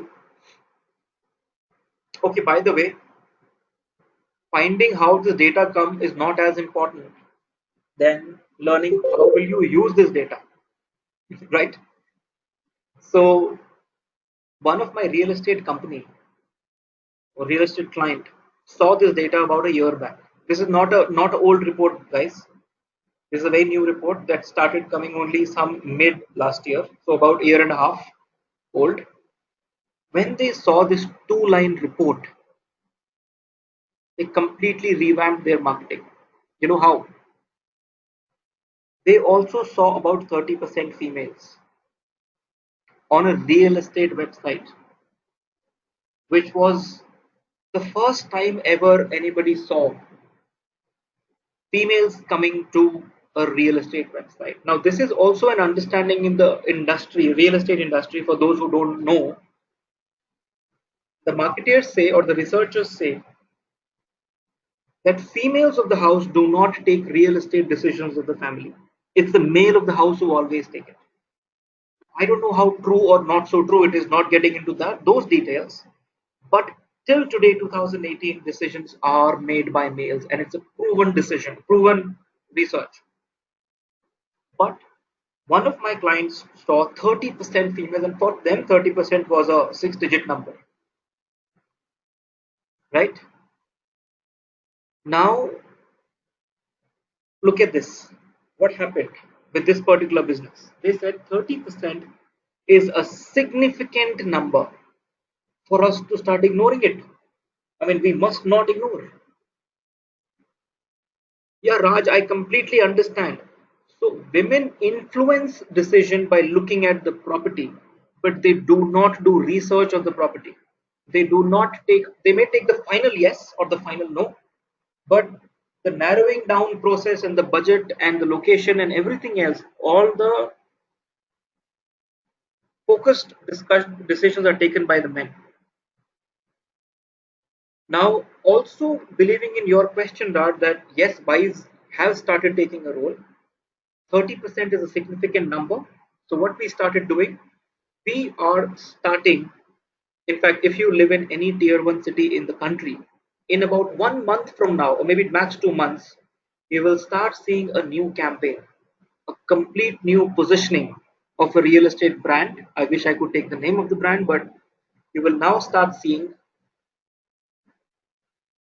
hoardings in your city if you're in tier 1 city in India, property or real estate for that modern Indian working women who could now take real estate decisions for herself and buy a home for her family.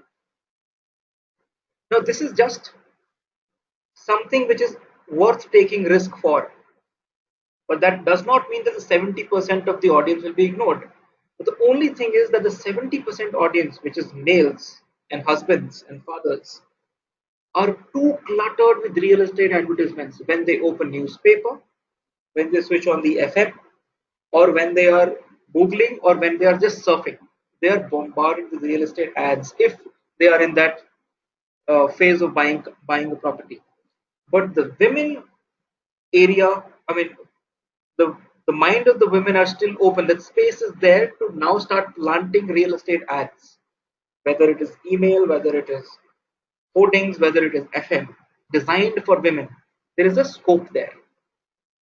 So the next question my client asked me: can we do this in every city in India? Is this 30% women coming from which city? Can we know the names of the cities? Was the next question. For that, what we simply did, we added a secondary dimension here. We clicked secondary dimension and we clicked on gender.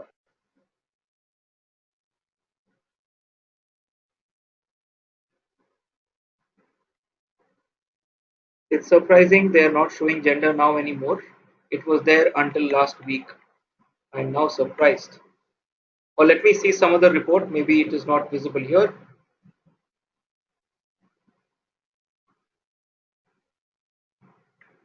Let's go to the gender report in some other website. Oh, sorry, genders were already shown. My mistake. All you have to do is now city.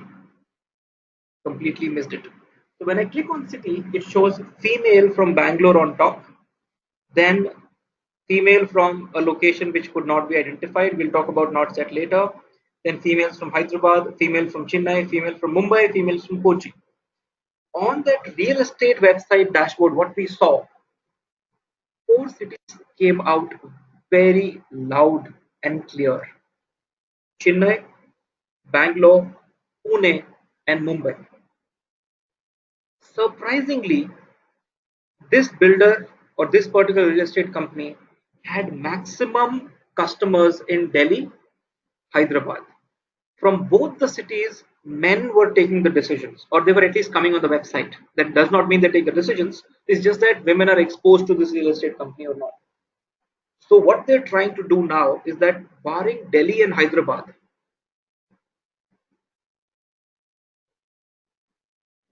this new marketing campaign designed for working women are going live in these four cities: Mumbai, Pune, Bangalore, and Chennai. Hopefully, will get extended to Delhi also, but provided this gets successful in other cities. That's how you take decisions. Now, just by looking at this two-line report, it gives you some courage to take new decisions. So if not courage, some ideas sometimes. Now, Rajesh has a question. If we take overall number for a period, then we can think of a bell curve to bifurcate men and women. But how can we specify a particular ID as men or women? Example, female from Bangalore. So Rajesh, that is what the algorithm of Google is written. That is how it is written. Because when, okay, regarding location, how does Google algorithm works? Right? It's very simple. What it does is that first, oh, Rajesh is saying location is fine. Okay. And gender is also fine. It's just about combining the two databases. Because gender is known by when you log in through a browser and come to my website. I know your gender and I know your location anyways from your browser, from your ISP and everything else.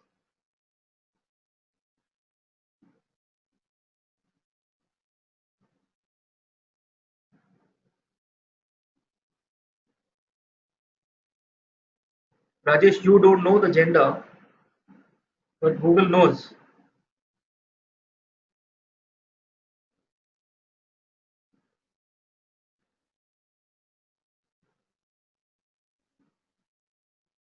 Rajesh, that's what I told you, right? So when you are logged in from your Gmail ID, you remember when you created a new Gmail ID, you told them that you are a male or a female and what is your date of birth. You explicitly told them who you are while creating that login ID. For example, if I now create a new account,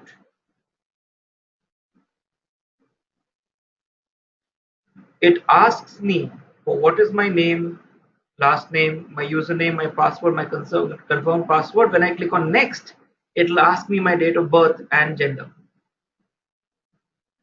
Oh yes, Rajesh. So everything else. So now people who are not logged in will not show up.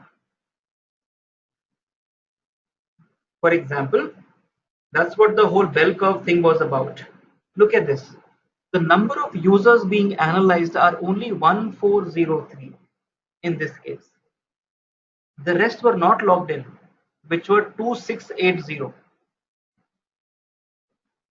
So therefore, these percentages 42%, 37%, 2.4% are coming off 1403. The rest you are ignoring. And that's what statistics is all about. It's all about finding a sample and then extrapolating the results over a larger population.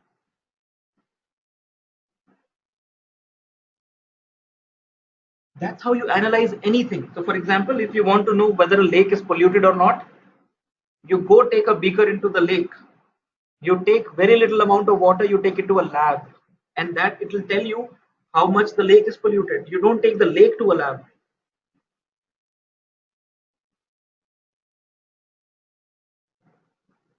And now, for that reason, 42% may not be accurate. That's what Rajesh I just told you, but that's okay. How come this data sample would be credible enough in case of very huge samples like Wikipedia, Hotstar, etc.? In fact, the bigger the data, it becomes more and more credible. See, Rajesh, what happens is I am saying 30 responses could have made it credible. Right now, you are analyzing 1403, which is very, very credible. And I am also saying this is not accurate data, but this is directionally correct and gives you that order of magnitude. That 42% of those people are females from Bangalore. It may be 41, it may be 40, it may be 39, but it is definitely more than males from Bangalore. When I say directionally correct, you can base your decisions on it. And if you're an analyst, Rajesh, it is highly advised not to get obsessed with accuracy, because then you are missing the whole plot. Even if I give you accurate data, your decisions would not have changed.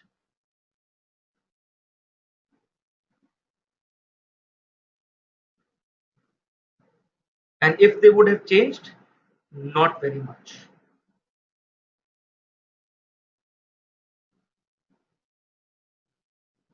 Now, I think in the last few minutes, Rajesh, so the percentages in brackets are of 1403, right? Yes, absolutely.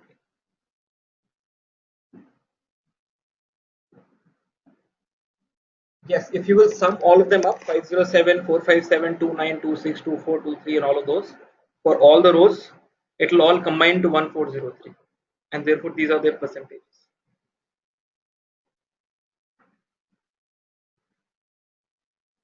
Now, what we will do now is that we'll take some break. However, let me just log into Digital Vidya task session. So I was just at week 3. Go through the content which is today's recording. Take the quiz. It's very easy. You will be able to do most of it. Next, what I want you to do is just these tasks that I've given you. They are also about what we did today, so that you do it yourself. What I did on my screen. For example, task 1 is get free access to Google Merchandise Store website. We already have now. If you don't have it, here are the steps. All right. Then the step number 2, I'm just asking you check out the real-time reports. Select the raw data view from admin tab and then jump to real-time reports. Have an overlook of all of these. So all of these now you can do with your demo account or Google Merchandise Store account. Similarly, all these steps are just asking you to get comfortable with user interface. For example, when you click on acquisition report, when you go here on acquisition reports, it will tell you about what percentage of people are coming from direct, referral, social, organic search, email. Just get a little bit comfortable about it. This is what the task of this week is. They are not deadly assignments for you to do. It's just that make sure you have gone through all of these tabs. In the next session, what we are going to do, and I don't want any one of you to miss that next session, we are going to talk in detail about acquisition and in detail about conversion, like about 1.5 hours and 1.5 hours each. Behavior, we can spend about 10 minutes. It's easy, about what is the content people are liking. So which particular page has maximum users and maximum exit rate and minimum exit rate. All of those page titles, along with that, each of their information is given. So we will probably spend about 15-20 minutes on behavior and about hour each on acquisition and conversion. That's the whole section about. And I would term them that in each of these reports, they're easy, but we'll tell them again in the case study mode on how a certain organization is reading it. All right. And I again request you not to miss this last session. It will be the game changer for you in digital marketing space. All right. While you get thinking of your questions, I am ready to take these questions. Do not forget to give feedback, guys. It is the only thing I'm asking from you. Click on this URL. And by the way, thanks for all the other feedback that you've been giving. You guys have been fairly consistent in giving feedback. Uh, Take some time, write more in the box, remarks if any. Tell us how we can improve, your name, and then your points.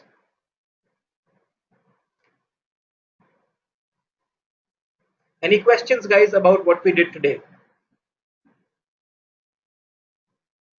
And I'm asked by Digital Vidya team to not let you guys go until you fill the feedback, because this has become very important these days. So, guys, I request you to be a little uh, sincere in giving feedback.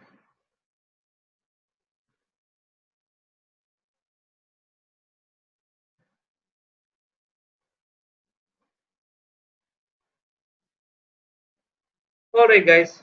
I think thank you so much. I can see some feedback coming.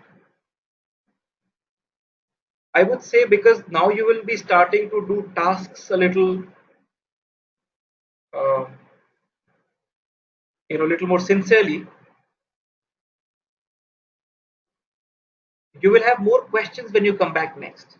That's very important to now start noting down the questions on a pen and paper and start throwing at me from the very first half of the session.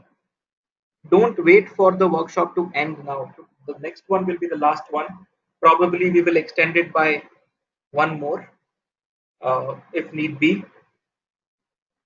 Overall, we'll see if we can answer all the questions in the next one. Sami says, can I have your email ID? Sami, we are asked not to share our email IDs. But if there's a question that you can tweet or we can connect online, that will help us further the engagement. I always used to share my email ID, but I've been strictly asked not to because people have been misusing those email IDs, I heard. Alright, guys, thank you so much for your time this Sunday.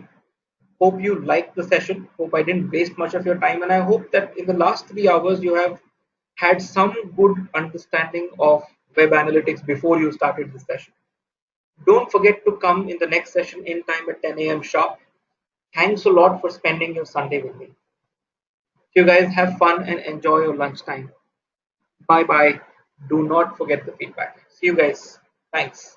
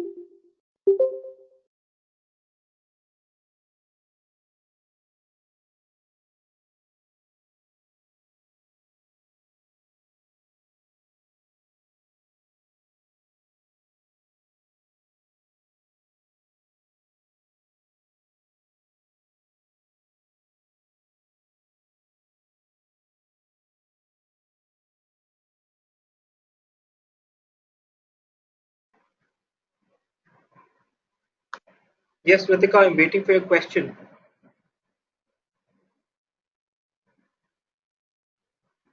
Do let me know if you can unmute and talk, otherwise, I'll wait till you finish your question. Sir, I had some problem in linking my Blogger website to Google Analytics. Okay, any specific problem? Should I give you the right to share your screen? Would you be able to share the problem by sharing your screen? Yes, sir, I can. Okay, all right. So I'll just make you the presenter. You will receive a quick download link. Just share your screen.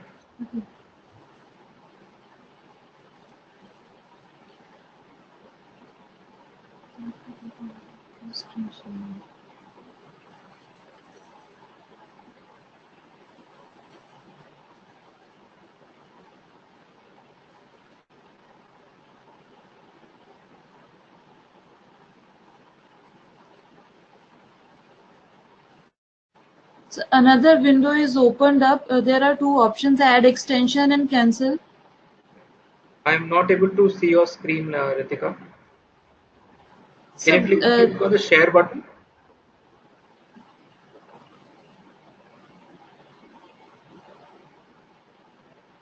in another screen, there are two options only: add extension and cancel. Add extension. There is no add extension and cancel. There is no options to share the screen. I have downloaded in previous window.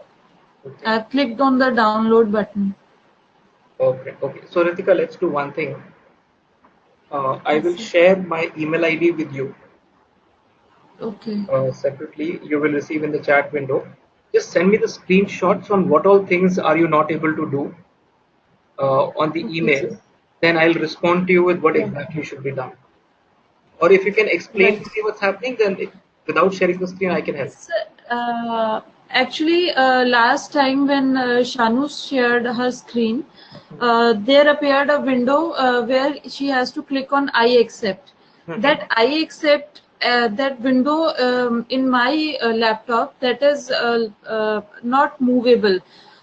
There is no Oh, option I accept. There is another window popped up, and there was no option like I accept. okay, I'll tell you why is it not working, Ritika. Uh, this is a regular problem everybody shares. So when you go to admin, wait, let me just Okay. create an account right now.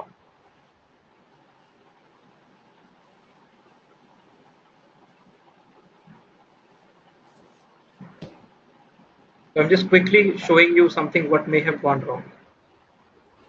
Okay, sir. When you click on get tracking ID, you'll receive Get something tracking like data. this, right? Yes, sir. So there is no OK button visible here, right? So when you scroll down, Yes, sir. you select this, you select this.